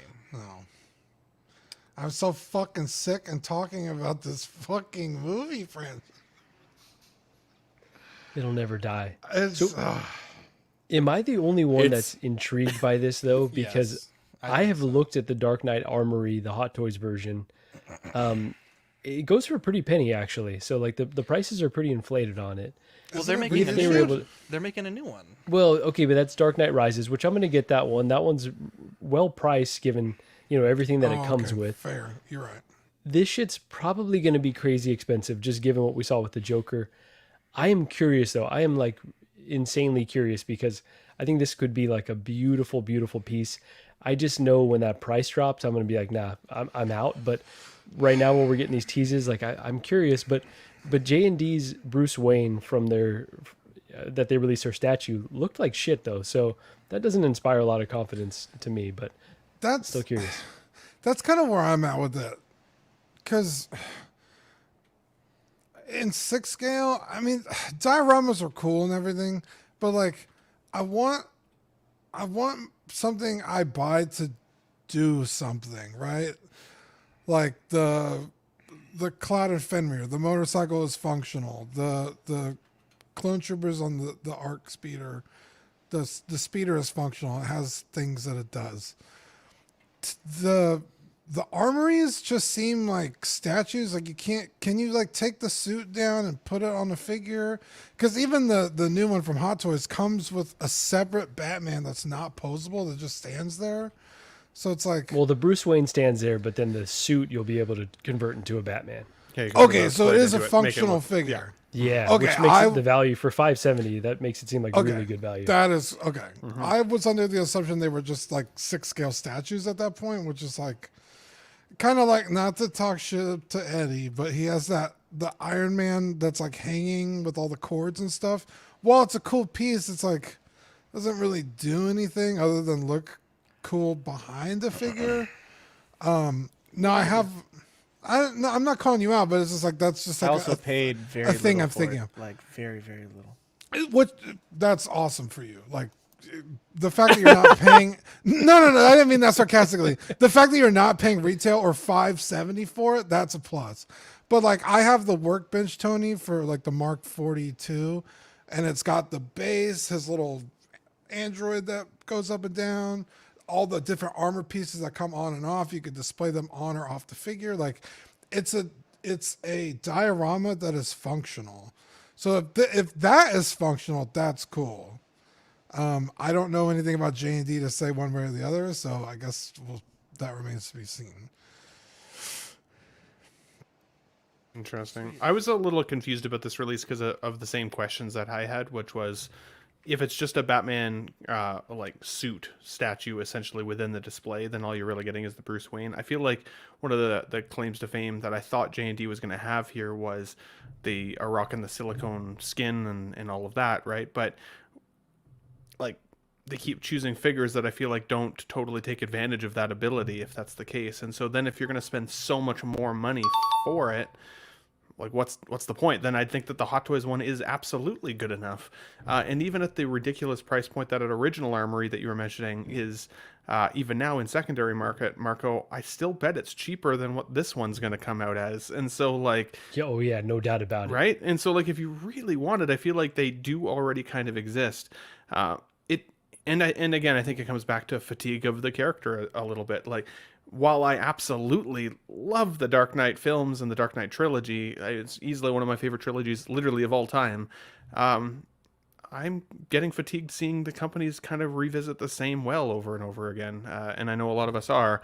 And then if we see a ridiculous price point attached to it, it's so much easier to be like, absolutely not. It goes back to what I was saying earlier with once you start getting into anything between $1,500 and $2,000, I immediately start wondering what else I could spend my money on for that. And there's a lot of other things. I could go to OxCon one time in San Antonio, Texas.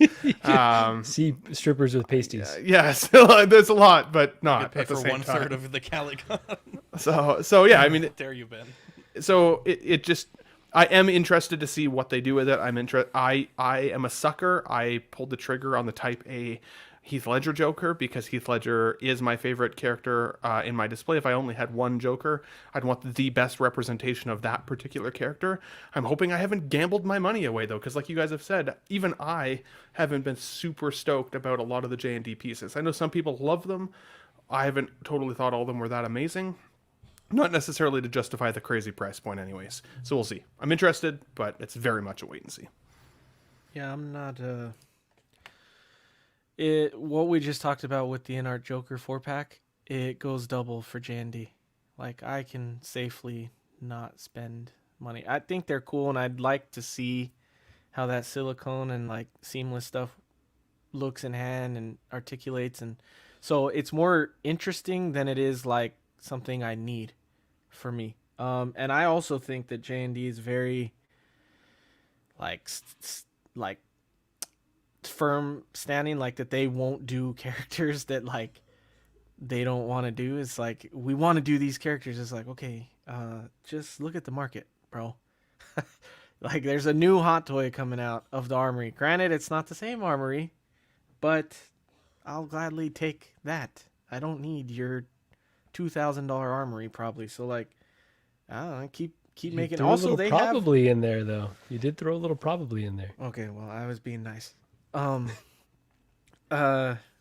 Also, their statues have issues, like QC issues, a lot. And it's like, are we going to see that with 1/6? there's a lot of questions with J&D, and I feel like to be at that price point, you shouldn't have so many questions. But yeah, I also don't want to shit on it too much because Ben has it coming. I feel bad, but yeah, I'm worried for you, Ben. No, I mean I'm worried for myself. I fully accept all responsibility if I made a horrible monetary choice with that Type A. Absolutely. And we will never let you live it dead down. to rights. Victor was asking me for some tax documents, and I was like, I don't know if I have those on my computer. No. Well, no, got me fucking dead to rights. They make you fucking sign. You have to look at this shit. You have to take a picture of your ID and all this shit. You should be able to just log in. That's ridiculous. Let's see here.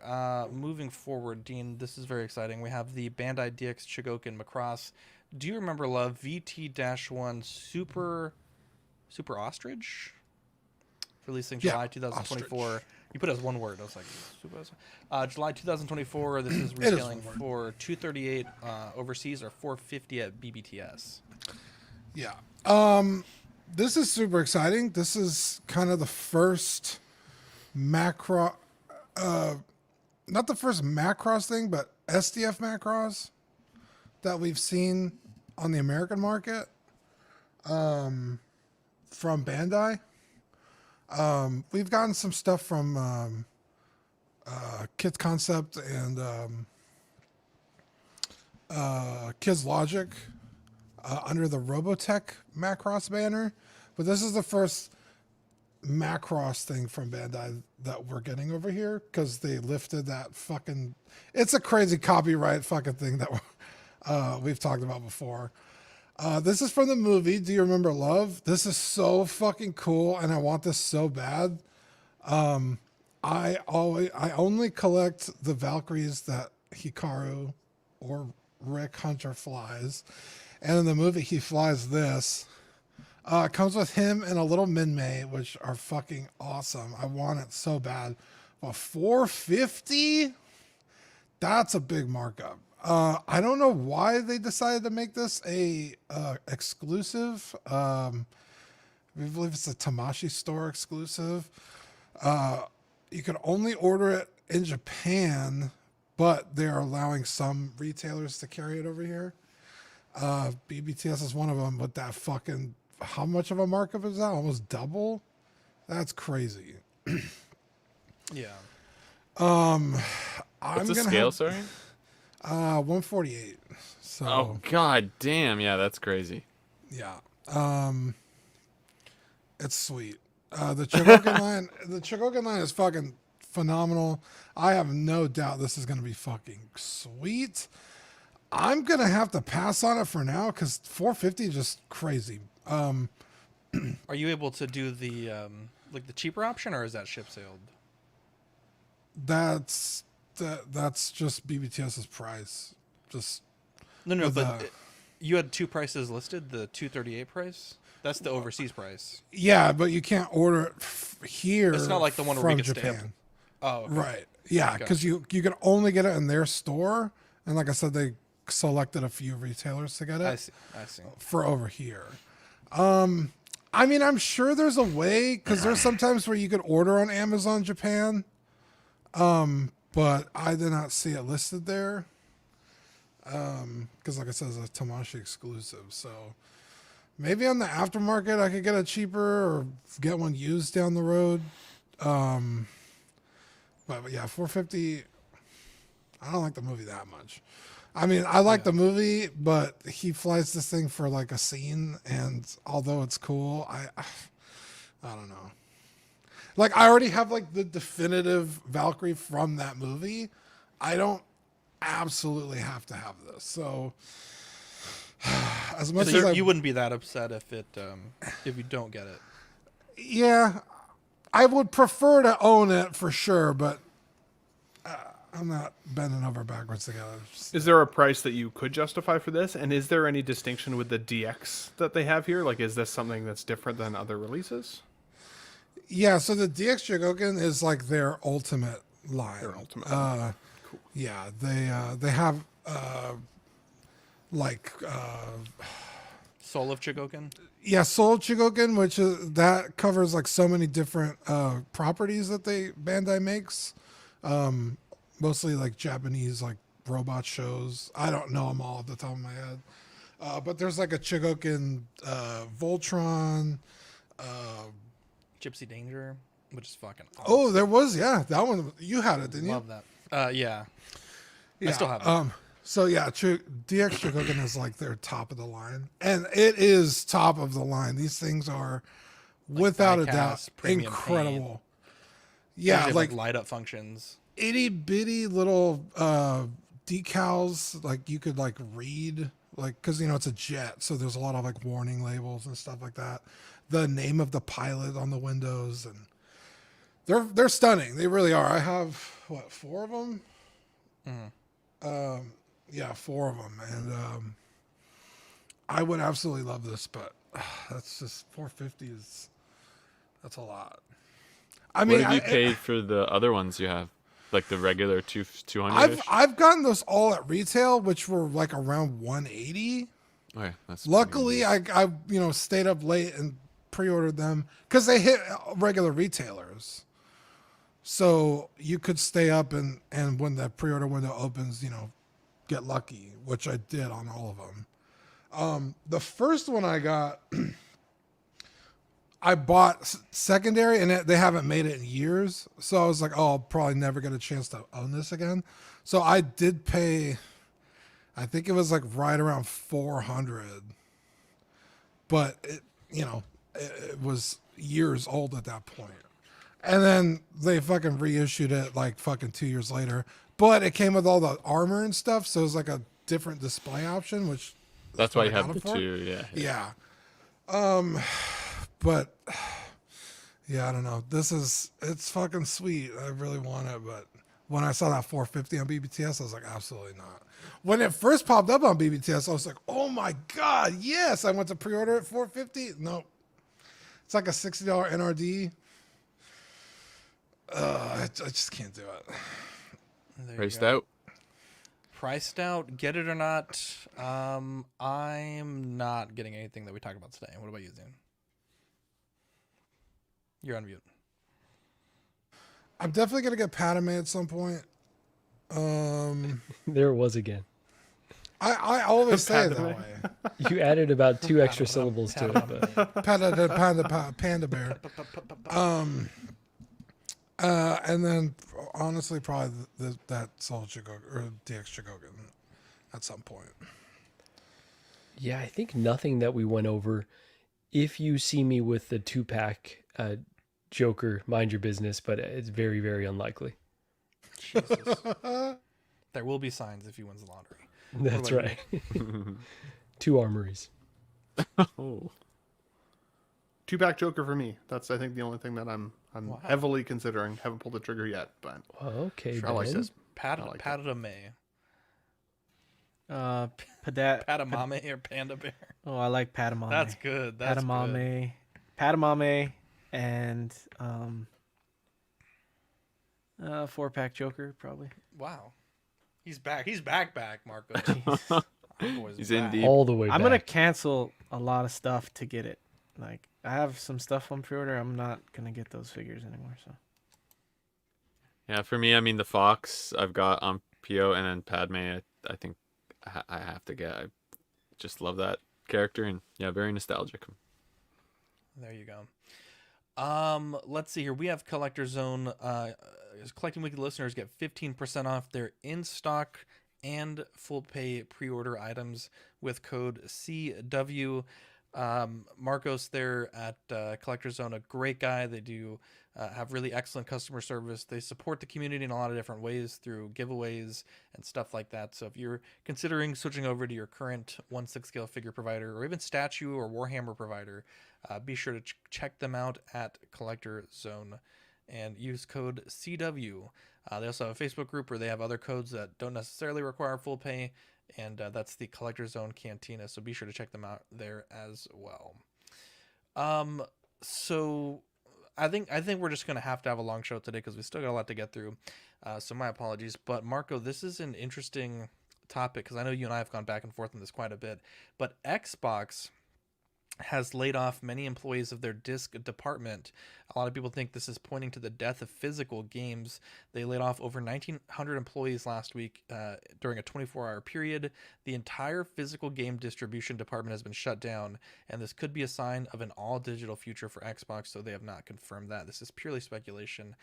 Dean, you're also very passionate about this as well, wanting to own things physically rather than digitally. I kind of err more towards wanting digital ownership just for space reasons and convenience. But I'm curious, I know most of you guys are mostly PlayStation, but if PlayStation made this switch as well, how big of a deal would this be for you? Yeah, it's interesting because you're right. Like, in terms of what do you call it? Video games, PlayStation, Xbox, No, Austerity, convenience. Pragmatic. Wow, For convenience sake, it's obviously convenient, right? Like, I could just hop on my PlayStation, buy a game, play it immediately. I don't have to worry about putting the discs in or out of the fucking tray. Like, Final Fantasy 7 Rebirth is coming out. That's 2 discs. So if I, play the game, I got to switch out the discs. Then if I want to replay the game, switch them out again, back and forth. It's annoying. But at the same time, if I only own it digitally and for whatever reason, they decide we're not going to support that game anymore, Rebirth, probably won't have to worry about that for a few years, but games get old. Eventually they get old. Eventually you're not going to be able to download them anymore. We've also seen PlayStation, Sony, take games away from people. I don't know if you guys remember Playable Teaser that came out. PT, yeah. PT. Hideo Kojima. That was going to be his next Silent Hill game, and that was a teaser for it. And things went south with Sony, Konami and Hideo Kojima. And Sony took that away from people. Even if it was on your hard drive, they literally took it away. You can't play it anymore. That's kind of fucking scary. It's like, okay, but I didn't pay for the teaser, but there are instances where that is a possibility, where it's like, well, we're not going to support that anymore, and you can't have it anymore. We've seen people's movie libraries get deleted. Amazon has done that to people where their movies are gone. They're like, well, I paid for them. It's like, oh, sorry, they're gone. Holy shit. Please meme that.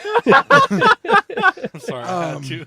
It's kind of scary, but it's like that's the way people are buying content is digitally. You can't really blame them to, it's like Xbox Game Pass is very fucking successful. You pay how much is it a month?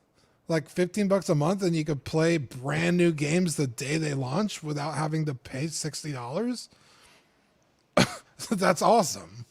But if you never physically own a game, you can't play it down the road whenever they decide arbitrarily that they want to not have it anymore. Yeah, this is definitely a scary future that we're headed towards, because companies do want us to go digital, right? Because they make way more money off of it. Just when you're not having to produce the disc, like you've seen it in their data where they're just making more money off of digital. But that's scary as a consumer because that means less choices to buy from, right? Which drives down the price. I like to shop around Black Friday. Amazon will have one thing and then Walmart will have another, and all these prices start getting driven down. So that just means the best price for me at the end of the day. If you're locked into their digital storefront, then it's going to be a higher price overall. And then also, like Dean said, they could take things away. I'm not going to sit there and read the user agreement to figure out if in 10 years my copy of Death Stranding just isn't going to work anymore. So yeah, it is really, really terrifying for games and for films. I feel like films is a bit easier because those files are a lot smaller. There's always going to be some database out there where if you really, really need the film, you can go get it. for games and different firmwares of, it's a little bit scarier. Like I don't know if I'm going to want to play a PlayStation 4 game, 10 years from now, if it's even going to be compatible with the system that I'm working on. So all things to consider. I think that this has been a long time coming though, because Xbox wants to go to the subscription model. They want you to give them, your money regularly, and for them not to have to physically give you any games. So there's no surprise here. And I think Sony, they've got a digital version of their console. They're starting to not sell digital games on other platforms, if that makes sense. Like, you used to be able to buy a digital card from Amazon. You can't do that anymore. So this is just the way things are going. But for me, every time, if I can get the physical, I love to do it. Although the digital is so convenient, like Dean said. So it's like I'm of two minds, but you just can't trust the free market to have your best interest in mind. And there's always going to be problems where this worked yesterday. Today, this company no longer has this agreement with whatever other company, and so now it doesn't work. It's just going to become more commonplace, which is a bit sad and scary. So I'm of a couple minds on this. So, I mean, literally today, I collected this copy of this game because you can't find it anywhere. You just can't. I spent extra money last year or the year before on a PS5 that had a disc system in it. You actually had to pay more for the disc version of that PlayStation. And I did it because I still wanted to be able to collect DVDs, Blu-rays, 4Ks. I still wanted to be able to collect those and play them on my system. Having said that, since I got the system, I think I've only actually bought one physical copy of really anything, and that was Jedi Survivor. And every time I have to go and get that disc out of the bedroom and put it in the machine, I'm pissed off that I have to even get off the couch to do it. And so, part of me loves having physical media because I like collecting. One of my favorite parts of my collection tour recently, I told you guys, was me going through my old N64 games and my old PS2 games and PS3 games, because those are so nostalgic for the memory of a time that no longer exists. Having said that, if they're going to start transitioning away from physical media, they have to make some level of media library available for all content, whether that's games or movies, television shows, doesn't matter what it is. If it's going to be turned into digital media, then it cannot be allowed to disappear. Once a company like Netflix or those streaming services no longer are making money on this content anymore, I think it should be made publicly available. So whether that's a time frame that's required, maybe it has to be 10 years from its release or whatever it is, I think that it should be made publicly available to everybody, or at least a service in which you can pay for in order to play it, stream it, watch it, whatever you want to do. Because even just this week, literally for the movie of the week tonight, I couldn't find it streaming anywhere on my my Canadian devices. I know you guys could find it a few places for you guys. For me, it wasn't streaming anywhere. So I had to. You picked it.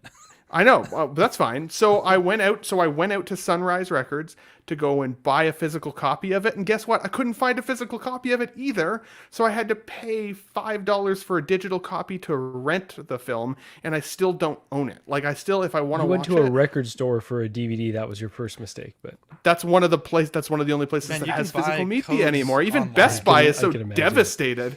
It's so devastated, right? You go into the video games. It's not even fun to go to those stores anymore, because it's easier to buy a washing machine with a computer in it than it is to find a disc copy of a film you like. That blows me away. So again, if they're going to switch to it, make the switch. Totally fine with that. I'm okay with eliminating some of the collectible shit that just collects dust in a drawer for me to have a physical or a media library, a digital media library.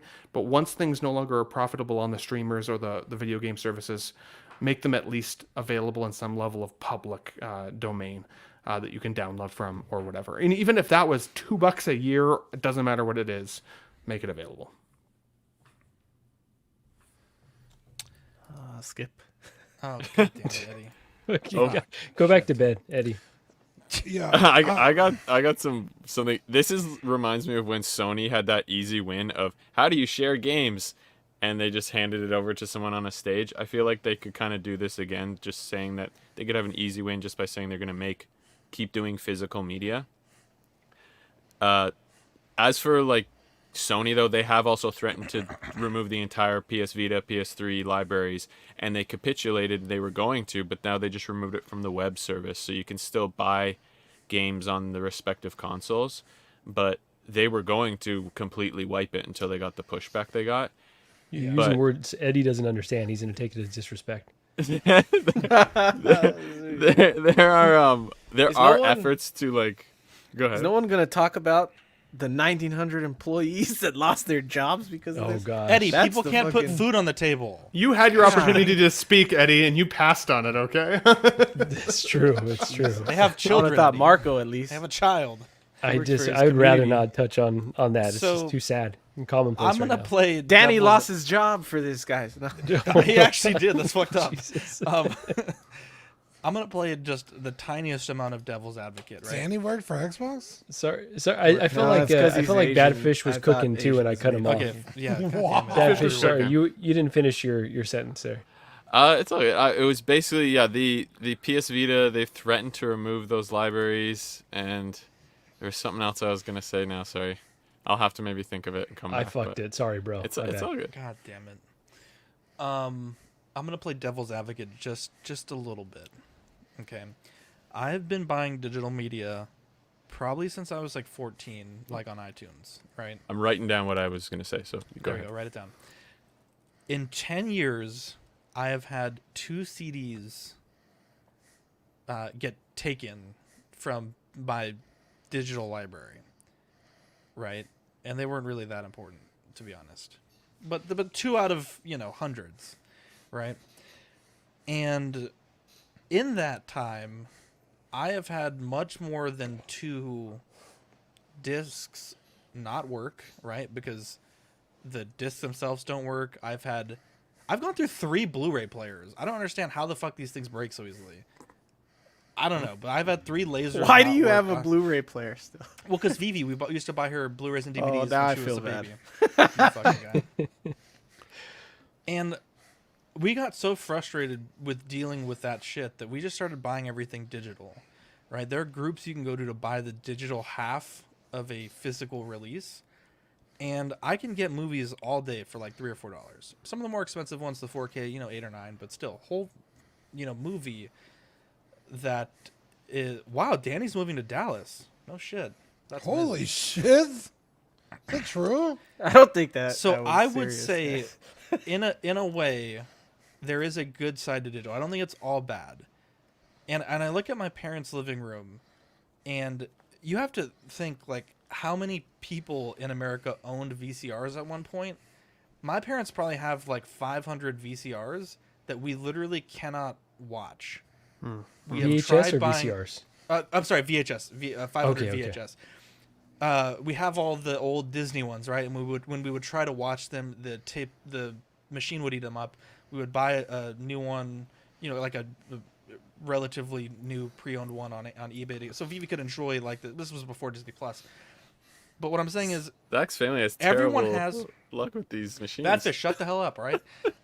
What I'm saying is, these Blu-rays that we all have in 10 years might not be viewable. You might have an entire library of content that you are unable to watch, where you are probably very likely still going to be able to access your digital content. Mm-hmm. I think the best way to do it is the way they do it now, where you can get the physical disc and inside is a digital copy. So you have the physical that you can, keep it safe. You can watch the digital.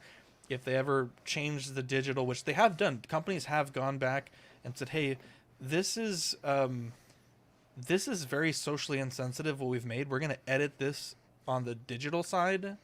You can, for any number of reasons, but you can have the sort of hard copy that's as issued, as it were. So I think there's a good side and a bad side to digital. I don't think it's all bad going to digital. I think I would rather be in a world where we have options. I don't like that they're taking it away, but I think digital, there are some good sides to digital. So I'm gonna go back and edit CW to take out all the socially insensitive. Oh, we'd have like Figa. Yeah. Oh my god. Yeah. I will say, look, I don't have a problem with if game companies. I agree. If game companies want to not produce discs, I get it. That's fine. Yeah. But you're not fucking charging me $80 Now to that play I your completely game agree with. when it comes out digitally. You don't want me to actually own this fucking thing? That's fine. I'm only going to give you the Xbox Game Pass $6 a month or whatever the fuck it costs. And that's what you're going to get. I'm going to finish your game in 2 hours, never play it again, like Call of Duty. Why the fuck is that an $80 game with a fucking 2-hour campaign? It's like, yeah, multiplayer is fun, but it's the same fucking thing over and over and over and over and over again. Like, yeah, you're not getting fucking $80 from me anymore. If I'm not actually owning this for what fucking it's thing. worth, I think I completely agree with you, Dean. I especially the concept of ownership. But I will say one thing that we shouldn't, the line of thinking shouldn't be, which you didn't say, but I just want to make this very clear. To produce a Blu-ray or whatever the discs that they print them on now is incredibly cheap, right? Yeah. Like you're talking pennies for the disc, pennies to burn it or however they make them. Right. So you're really paying for the millions of dollars you spent to make that content, right? But you are correct. I think a portion of that $60-$70 we've been paying, most of that portion, 100%, is to also own it and to be able to say, "Hey, Dean, I'm going to let you play my copy of this game." Or for Ben, someone sold him a disc. 10, 15 years later, he was able to go and purchase it. There are also some benefits to digital. Like Ben said, he's been hunting down a game for a long time. Pokemon Crystal, it's about a $200 game to buy used. Before the game, the Nintendo DS store shut down, you could get it for $9.99. 24/7. So there are some benefits. You can get expensive games very cheap. They did shut the store down, so piracy. Yeah, I just want to, yeah, exactly. Go ahead, Dean. Go ahead, Marco. I just wanted to counter what you said about like $80 games. I just think, and this is not what we're talking about, but this is just like a footnote here. I think just the business model of video games isn't sustainable, right? Like $80 at launch, things always launch buggy. DLC, There's years and years and years and huge costs to create these days. Like the costs are increasing. I sent a chart. You don't have to pull it up necessarily, but video games have actually never been cheaper when you take into account like their cost now versus inflation. Like they are cheaper now. The gaming historian, he talks about like console release prices, and I'm like, holy shit! When you adjust for inflation, like some of these consoles were ridiculously priced. They were insane, right? So like it's never been more affordable, but games are launching at like the worst states these days, and so there's just something that's got to give here. Bro. And I don't know how that works into the subscription model or not.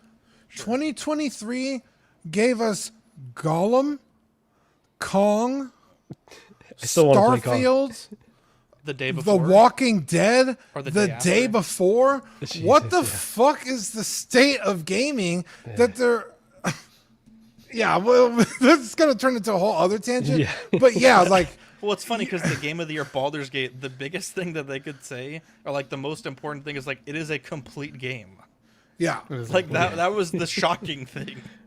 Even Jedi Survivor is still almost unplayable in some points on PC, and it came out in April. Yeah. Wild.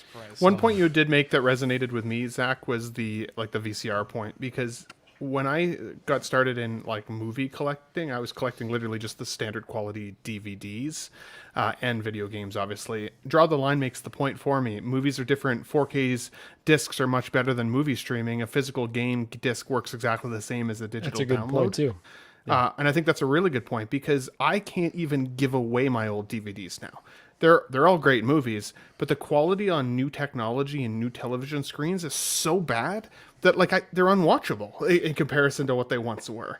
And so I have a whole collection of something that at one point cost me a fortune to collect that now has zero value. Again, I literally can't even give it to the thrift store down the street. They won't take it.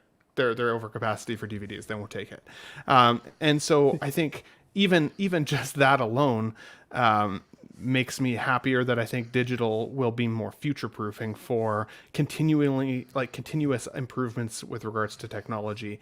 And with regards to the game point there, yeah, the game streams pretty much the same way, if not better. I have a Nintendo 64. It's my favorite system of all time. Zelda Ocarina of Time is my favorite game of all time. When I plug that system into my flat screen TV, it looks like shit on the N64. But when I pull it up on the Switch through their game library, it looks a whole lot crispier, so I can play it a lot easier on my current gen technology. But it's a digital option.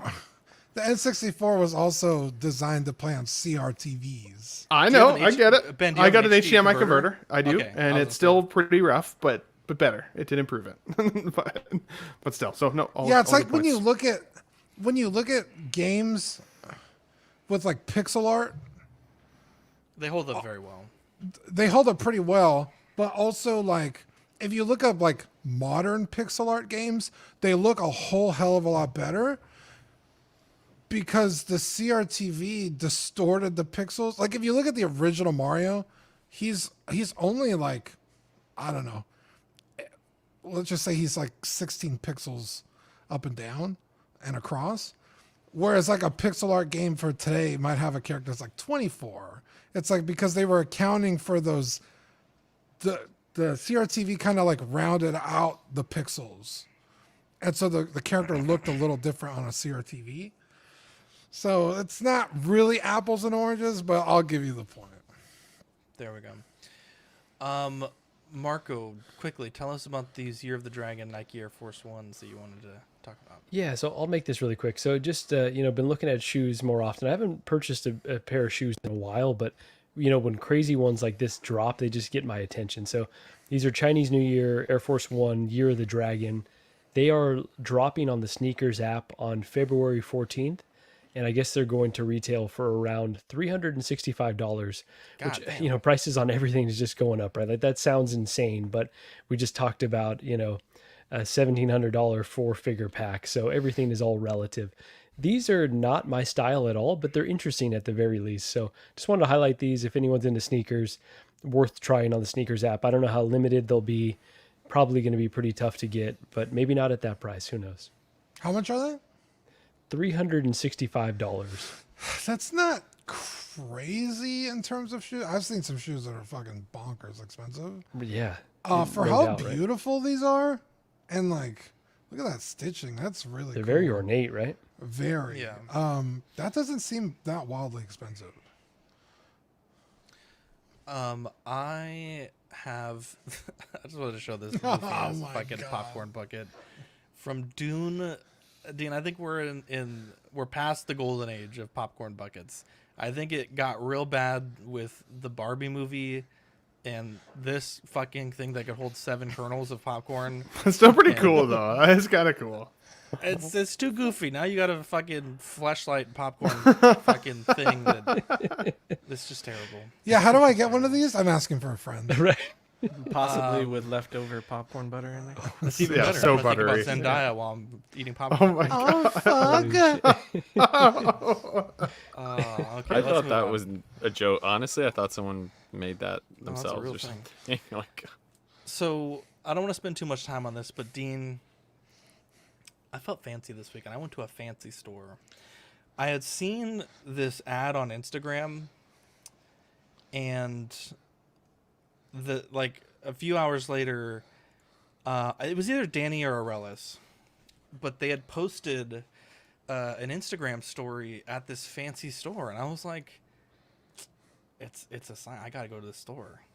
And Dean, so I went to the Rim, and Dean, can I get a drum roll, please? I want to show you this fancy collectible that I saw at this store.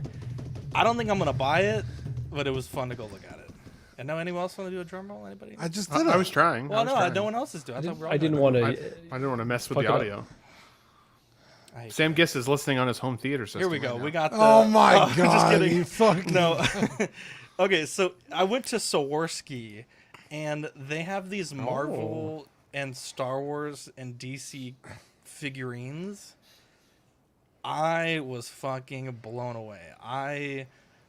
I think I may have to buy the Spider-Man at some point. Like You should before it definitely goes not out of get front. this.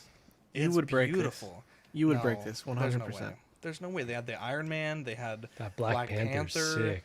They had the Hulk. $650? Oh my God. They had this Mando is beautiful because it's like in clear crystal.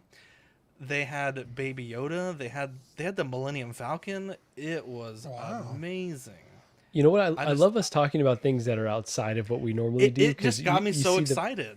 I was so excited. And the lady pulled them out and was like telling me all about them. It's something I never would have done. But the fact that I, saw it on the ad, because we were at this crystal, looking at like crystal rocks. And I guess the phone is always listening. And I got the ad and then I saw it and I was like, it's a sign. I got to go look at this. And I was blown away. I was absolutely blown away. Zach's 100% that meme from that Marco shared with the guy who was like, "I think I could do that. I think I could. I think that's not too bad. I think I could do that. $500. Yeah, that's good. I'm fine. That's it. That's about right." There we go. Look, Danny says we went there this week too. They have Star Wars. Yeah, $550 AT. Yeah, I'm in the 1% now apparently. But these aren't. I wouldn't buy a lot of these, but the Spider-Man made me feel a certain way that I have not felt. 530. It made me feel on a the way screen there about like a collectible that I haven't. I was almost in awe looking at it. I can't explain it. I took a bunch of videos for YouTube Shorts, so I'll probably be posting those this week. But it was just like, holy shit! Like this is so like. The best way I can describe it, you guys should go to the store if you have one nearby. But the best way I could describe it is like the first time I saw Hot Toys. Like I couldn't comprehend that something could look that cool, and then I saw this and I was like, damn, that's like a whole nother level. It was really fun. Sure. So, my birthday's in June. If you guys are they? What are but they? They also like shoot up in value when they sell out. The ladies I can only afford keep, the Grogu. If you keep the box and everything, it goes up like crazy value. I'm priced out. So there's that. I thought that would be a much funner segment, but you guys. Zach's gonna be on Antique Roadshow before we know it. Look, I like the Batman. Wow, why didn't you show Ben the Batman? You took that long. I'm literally wearing the Batman sweater. Why is Catwoman on her knees though? So she's swallowing a bird. Don't worry about it. Jesus. Oh my.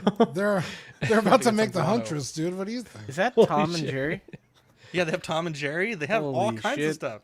They have the Hogwarts Express. I'm telling you, there, Eddie, just go to the store. You don't have to buy anything. Don't tempt him like that because he's gonna sell his collection again and be into these. Wow. We already know. Like let me see. Let me just. I know that no one cares about this. I know that we're running long, but I thought this was like the coolest shit ever. Zach, it's what matters the most to us this week. I know, that's why I wanted to share it. Look, they got Tom and Jerry. The rose is dope. I think it's That's dumb, sick. but hey, that's the point of the show, right? They got the Disney 100 characters. Vader was on sale, $450. No shit. Oh shit. 20% off. Or $480. Oh my God, sorry. Superman's on sale. Zach would bring that to the beach with him. Zach almost got bamboozled paying retail in the store, and they're on sale. What the hell? Maybe if you show your ass, they'll give you a discount. Hey, that was one time. Tell him. That was one time. Try They use also code have it Tell him you're for an influencer. $28,000 for a diamond Spider-Man. Holy If I ever. Also, I hate all of you because I wanted everyone to come Swarovski up with crystal Spider-Mans are not. I didn't get the assignment, Zach, because none of y'all did. None of y'all. I you didn't guys- because I was hate like, all of you. if something's $500, Oh wait, go back to that. Go back a few pictures, We're not all please. so rich, Eddie. Wait, which one? Can you go to not that one, that one right there? Okay, wow. Look, and then you that have kind of like gives me a better the sense of. imprinted. Yeah, these are like a diamond. It's hard to explain. Holy shit! Yeah, I thought they were just like blown glass. Look at how fucking cool this thing looks. It genuinely, I was like, bro, this is the coolest shit I've ever seen in my entire life. It's dope. I It's- felt it's like I cool. was I won't looking lie. at like the Crystal Skull or something. Well, You just spent $500. He's on got a Spider-Man. crystal skull under that mask. Fuck It's you, true. Eddie. I got 2 for the price of 1 though. Bamboozled. There we go. Oh, I didn't But even Zach, do the damn notice- movie of the week slide. God damn it. It Sorry. is cool for us to kind of take a step back and look at things outside of our realm because we do see that it is all relative, right? Like we're complaining about like all these prices and everything like that, and people think that we're insane for ever paying this much for a doll. We would Yeah. think that anyone would be insane for ever paying I that mean- much for this crystal thing. Literally just a segment ago, it was like $300 for sneakers. Get out of here! And it's like, oh, Crystal Spider-Man though. $600 That's bike a and You know, $500 will buy you a lot in Hong Kong. Just saying. which one? Wait, which Hong Kong? That remains to be seen. There you Yeah, go. Either Chlamydia one, I too. guess. The lady said they shot up in value though, so Mario Just said the it's lady much said. much Yeah. better deal than TJ. Not the ladies, just the price. Here we go. Let me. I need to. No I'll funny move to other the- guy. Wait, what I did you laughed, say? dude. I said Mario said it's a much better deal down in TJ. Oh, It's because he gets a discount now.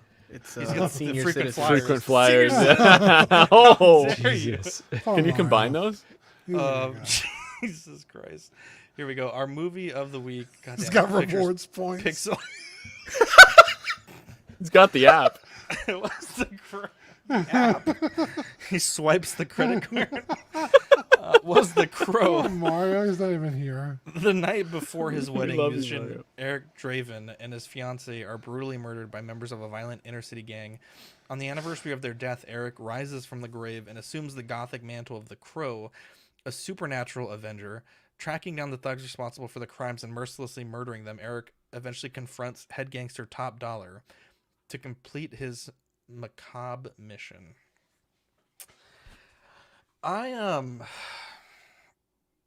Wow, Sam, that comment. I didn't love this movie. I also didn't hate it. And I think what Ben said, I think the best thing I could say is that it inspired a lot of kind of like movie tropes that we see today. Now on Amazon, they have this function, which I really enjoy watching the movie of the week with it, where it's called X-ray. And so when things come up on screen, it'll say like, oh, like blank, blank, blank. So the scene where there's the flaming crow is like a very iconic thing that you see like in The Dark Knight Rises, right? When the flaming Batman is shown on the building. The movie itself is okay. It's a sad story behind it, like Ben mentioned. You know, Brandon Lee died during filming, and the scene that he was killed for is like a blink and you miss it. Like, I don't understand why they really cared about having bullets visible in a like third of a second flashback scene. Just awful. I think they had already even finished most of the filming. They were just doing small bits of filming that they needed to do. But yeah, I thought it was okay. I think it was kind of interesting that he, you know, I mean, he seemed just like a normal dude, except for, you know, he couldn't die until the crow was injured. You know, he was talking normal. He was like, you know, remembered everybody. I kind of like the idea, you know, where he was able to capture like the pain that his fiance had felt and kind of like take it from one person and pass it to another. And I mean, it was a cool movie. I think, like Ben said, this is the movie that like everyone talks about. And I think it was, to me, like, no matter what, I don't think it was going to ever meet this perceived expectation. So, I mean, it was okay. I don't think I'd watch it again. I'm glad that I've watched it. Now I can say that I've seen it. But, yeah, X-Men said, I'm glad I'm sitting down. Kind of hurt my heart a whole lot hearing someone say I didn't love the Crow. Take. Apparently it's a hot take. I love, not love, but I'm always Think very you're gonna fascinated eat crow with, on this, Zach? Probably. Wow. I'm always very fascinated with the story of Bruce and Brandon Lee's death. I think they're both incredibly tragic Hollywood passings, and you know, Dean, I'm sure you love this movie. Underappreciated joke from Eddie. That was good. I didn't even. Oh, eat the crow. Yeah, Pretty good. Pretty that good. was good. I unfortunately did not get to watch this fucking movie. My fucking internet was out for like a whole fucking day. It went out yesterday around midnight. It What came about the back other on. 6 days? Just kidding. Well, man, Just kidding. I love when Eddie laughs. It's my favorite thing to make Eddie laugh. It genuinely might be my favorite thing. His laugh is so genuine. Eddie, I think I sent it to you yesterday, but that clip when we were talking about me used to play soccer, and you're like, you used to be skinny. And I was like, shut the hell up, Eddie. You've been fat your whole life. You didn't like you got 2 assholes. And you laughed so genuinely, hilariously. It was good stuff. okay, I'm like Zach. Like, we have our weeks cut out, and it's like, okay, the day before the show or the day of the show, I'm gonna sit back, watch the movie before the stream, so I have a fresh take on it. Cuervo, if only you had a physical copy. Pretty good. Yeah, pretty much. Because then when the internet finally came on, I was like, okay, look, I'm gonna cram as much of this movie as I can in the like hour and a half I have to watch it. It was like less than an hour by the time the internet came back on. It wasn't streaming anywhere. There was it was weird. So I watched it on Prime, and I shared, like, literally when you said that it wasn't working on Prime, I was like, bro, I'm telling you, I don't have Paramount Plus. Dean couldn't watch it on his Prime. I didn't quite understand what that was all about. Yeah, so it said available, and when I clicked on it, it said unavailable. But Zach watched it on his phone, so I'm thinking maybe there's like mobile only. I don't know. But I couldn't watch the fucking movie. So I don't also, have just to put it out there, I did watch it on my phone. I don't think that's why I didn't enjoy it. I'm just an incredibly busy human being, so that's how I had to watch it today. So yeah, and he's a bad person. Now I'm a real content creator. Marco and I are real content creators now. So I bought it in time to be able to buy a collectible from it. I was going to say, I definitely didn't love it. Content all day. Right. I definitely didn't love it to the extent that Ben did, where I ran out and tried to, secure a figure right afterwards. But I thought it was cool. I thought it was a cool and interesting film. I had never seen it. So Ben, it was kind of a blind spot of mine as well. It kind of like sits in those like classics that, from when we're growing up, that I don't know, like kind of a little bit of horror, a little gothic. Like maybe I was scared to watch it at a certain point when I was too young. So, but yeah, I thought it was really enjoyable. It was a little bit more sentimental than I thought it would be, but it makes sense given what we talked about with the actor. Overall, I definitely would recommend it to the audience if you haven't seen it. Not my favorite film at all, but definitely a lot of redeeming qualities. So yeah, I apologize. Tremble Dust says, "Oh, do you oh yeah, go ahead. Sorry, I was gonna say Tremble Dust says, "Oh well, shit. I don't like movie files. Here you say that. Watch a movie on a phone. Yeah. As soon as you said you were watching this on your phone, I was like, you're not going to like this as much as I did. But, okay, so there's a couple things that surprised me about this film. What? Immediately, Zach. Don't worry about it, okay? I sometimes trip over my words because I'm excited. On this channel. I've been ready to talk about this movie for like days, okay? Days. If you guys waited want 36 years for us to I even did a YouTube video on it. I really enjoyed it. Wow. But anyways, I literally, shameless plug. But like a real creator. Just like a real creator. There's a couple things that surprised me. So one of the first things that surprised me was some of the history, of course, of the actor, like you guys talked about. Unfortunately, he passed away during this film. What I didn't know, and you guys are going to laugh at me for this, at least the audience will, was that I didn't know that Brandon Lee was the son of Bruce Lee. I never put those two and two together. I literally didn't know that until I did homework on this movie about it. So that was a fun fact for me, really cool. Like, it's the guy from the gas station? Oh my God. No. Danny's cousin. No. Second of all, I couldn't believe that he was buried in the ground for a year before he was resurrected. And bro, that shit tripped me out. As he was coming out of the ground, I was like, oh, this guy's going to be fucking horrifying if it's been a year. And then he was like beautiful and like no degradation to his clothing, which made me laugh a little bit, but clearly he had some regenerative capabilities as we saw later in some of the scenes, right? So that was fine. I did think that they let him bring his memory back a little bit too quick, considering he was brought back from the dead. I thought he would be kind of more of a ghost, like a shell of his former self. Yeah. I didn't realize that he would recall so much of his past life, or that would be more pieced together. But not that took away necessarily from the film. As soon as I saw Ernie Hudson, the guy from Ghostbusters, I can't remember what his last name is now. Hutchinson, I think. Right? Hudson, thank you. Is it Hudson or Hutchinson? Either way, it's not that important. him and Tony Todd, amazing actors in the film. I couldn't wait to see more of those guys. Then as the movie progressed, you really do see a couple of different films within there, or at least some inspiration. So definitely what it felt like to me, if I was to describe this movie to somebody, it would be kind of like watching a John Wick film with the Joker at the helm with a supernatural element.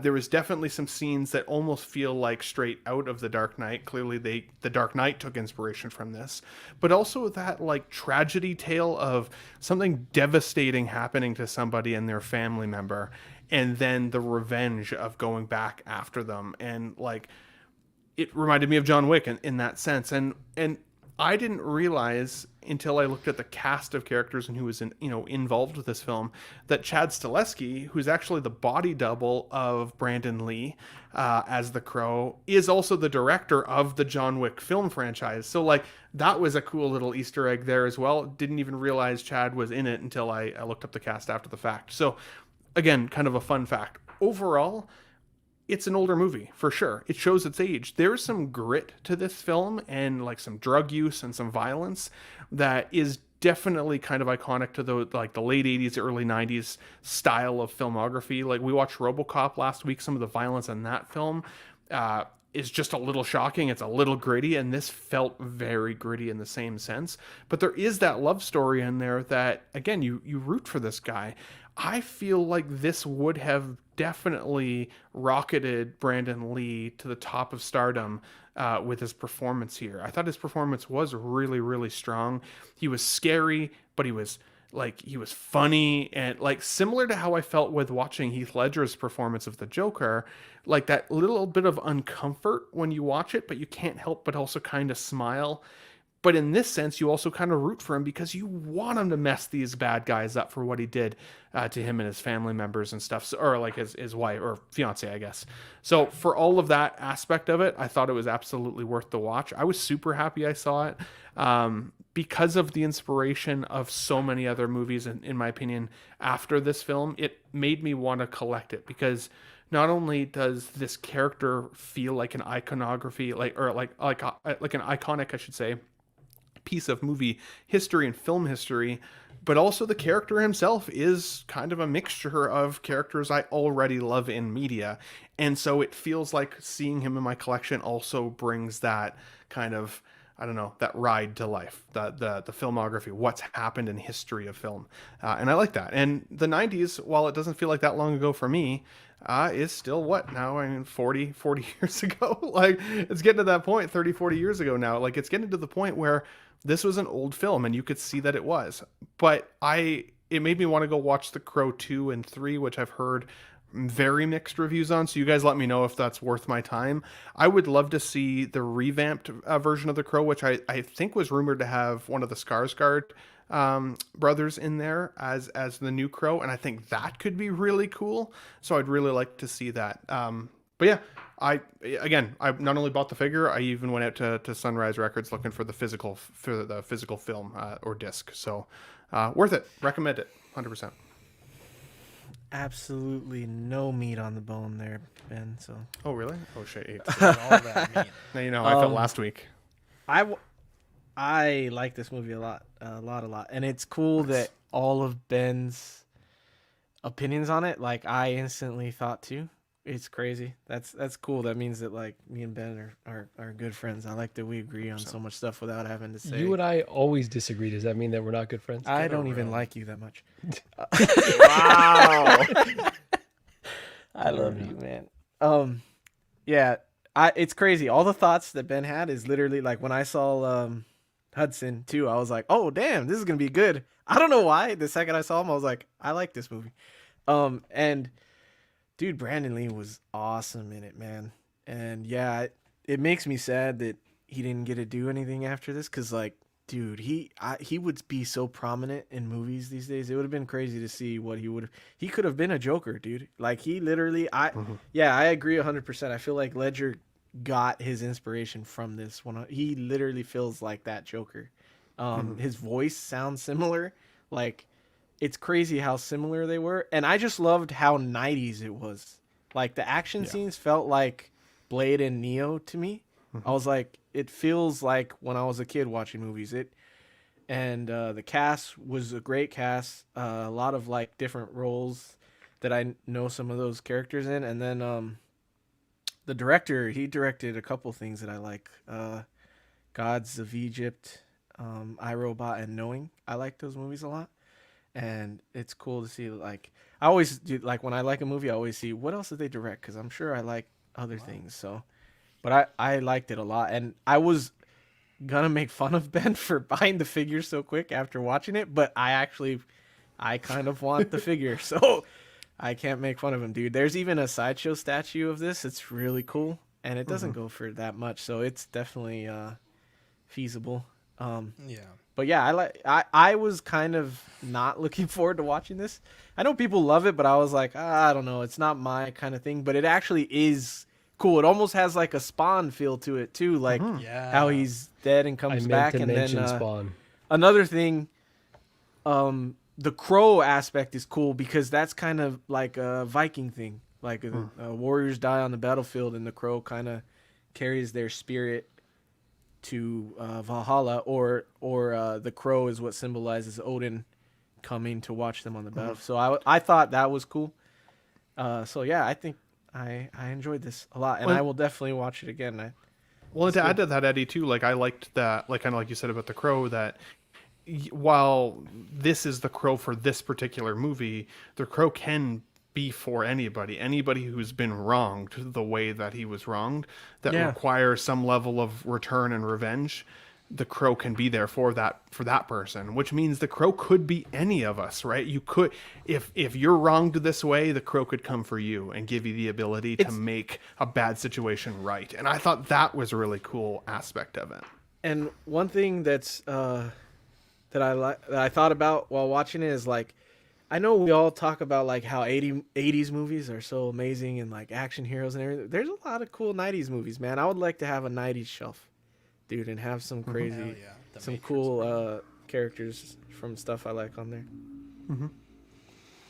Three Ninjas. Absolutely. What about you, Badfish? Did you get a chance to see it? I was too young when this came out for it to be like on my radar until I was much older, and I haven't seen it. Yeah, I was late to the show, so I didn't know, have a chance he to. answered the call because we didn't know if we were gonna have Dina Marco, so yeah, no problems. Sounds interesting. I've always wanted to check it out. Mm-hmm. Our fans' choice vote is in the chat. We'll end it right at the end of the show, but we got Highlander, Starship Troopers, Howard the Duck, and Point Break. I think we've done Starship Troopers before, but it's been Howard a while. the Duck would be amazing. Yeah, so go ahead and vote for that. And let's see here. This was our movie of the week that we just did, and Braveheart for next episode. So the fans' choice would be the such a week long after. freaking movie. You got 7 days. How long is it? Dean, you better start it today, buddy, because your internet's going to go out in 3 days for sure. Jesus Christ. Dean, Ben, you could Patreon. eat the fattest part of my mouth. He can't eat gluten. Cross contamination, bro. Wow. Oh my god. It's the juiciest part. Yeah, I'll give a quick shout out to the Patreonies. Oh, Kevin's early. Give a quick shout out to Ian CB, Renee Mendez, Eric Mariscal, Quinn Aguirre, King Louie, Mark Pearson, Paul Schreiber, Equan, Chris Valencerino, Ben Thomas, Chris Letty, David Jones, Sam Giss, Daminator, Joel Bretta, Thomas Clark, Eric Switzer, Six Gins, Figs, Billy Badfish, Toy Cartel, Sweet Danny Lee, Deanie Martin, Stephen Krett, Big Old Fern, Cesar Marquin, Mark Phillips, Lisa Martin Bomansky, Rick DeGregorio, Ricardo Valdez, Jose CZ, Erwin Azucena, the illustrious Rayner, Alan Morgan, Tu Cothry, Watt, Derek B, Aries Portillo, Alvin J, Aurelis Delgado, Jazz Carroll, Joe Ridley, Pablo Meza, D-Rock, Matt Closure, Seth Tucker, CC3PO, Scott Smith, Dalmadon, Stephen Percha, Sean Usv, Scott Bradley, Steve and Maria Stanley, Eddie Manzanares, Louis Bennett, Chip Perrin, Jimmy Hernandez, Gigi the Judgmental, and Brenton Palmer. What a bunch of angels. Wow. Ben says my internet is definitely going to cut out before the next Tuesday for this movie. I got 3 hours.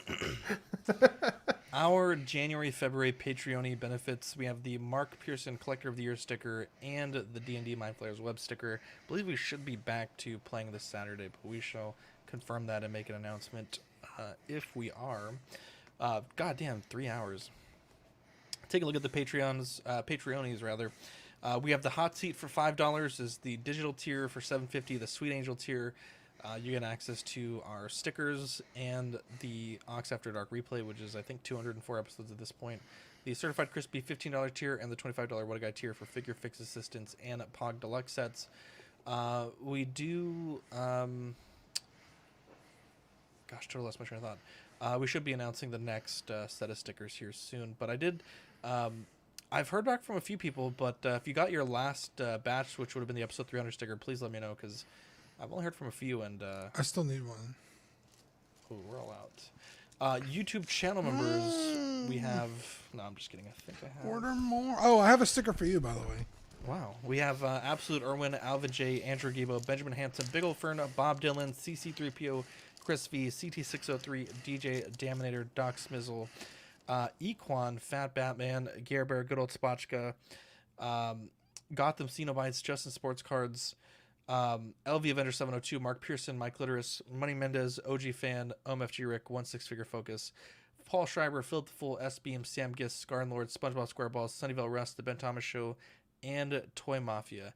Yeah, Corvo, I know you said you told me to hold it for this cycle, and I was going to mail your package, and then I had to hold it back, so I have to find your old letter in my stack of stuff and put it back. But I will get yours out this probably tomorrow or Thursday.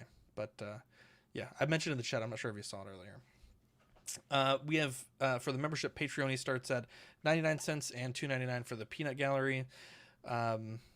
Vintage says, I also love to see the 2 best picks in the lead. There we go. We also have TeePublic if you want to support us and wear our swag. We have lots of different logos, some of the more funny ones, some of our classic show logos. Be sure to check those out. And as far as the shows go, is this the Small Talk week? Dean, do you know? Anybody know? Yep. Batfish? Okay, Small Talk this week on Thursday. OFAC, they've switched to monthly. Just there's not a lot of news coming out with Chinese New Year and everything, and they don't want to kind of bore you guys with stuff that isn't super exciting. We have Question of the Week every Sunday. I will likely be moving my weekly uploads to Saturday. I knew Brenton was on Sundays, but that way we kind of have the content spaced out a little bit more better. So the uploaded content, the real content, as I like to call it, that'll be on Saturday about 12 o'clock. Ox Plays, I literally spent from 11 p.m. Sunday night to 5 a.m. Monday morning trying to fix Ox PD, and I got it to work. So in theory, we could be playing that too. Like I mentioned earlier, Mind Flayers Web, the Baldur's Gate D&D Let's Play, that should be coming back this Saturday, After Dark tomorrow at 10:30, and I don't know when we're doing Bricks and Brews, but apparently that's still a thing. I have no idea when that's happening. Yeah, back up that Ox PD. It was terrible. But yeah, do we have any shout outs that we want to give? Yeah, I just wanted to give another shout out to Oilers Workshop. He sent me some stickers, so I got these for you, Zach. Oh, sent let me me see. 2 of each. Oh, I want to send Oilers. I want to send you some stickers. If you want Oilers, you can send me your address, and I can send you some stickers. No pressure. Bro, I have his address on the box he shipped me. Just give it to you. You could do that, but I will say, in the past, I offered to send him something, and he politely was like, it's okay.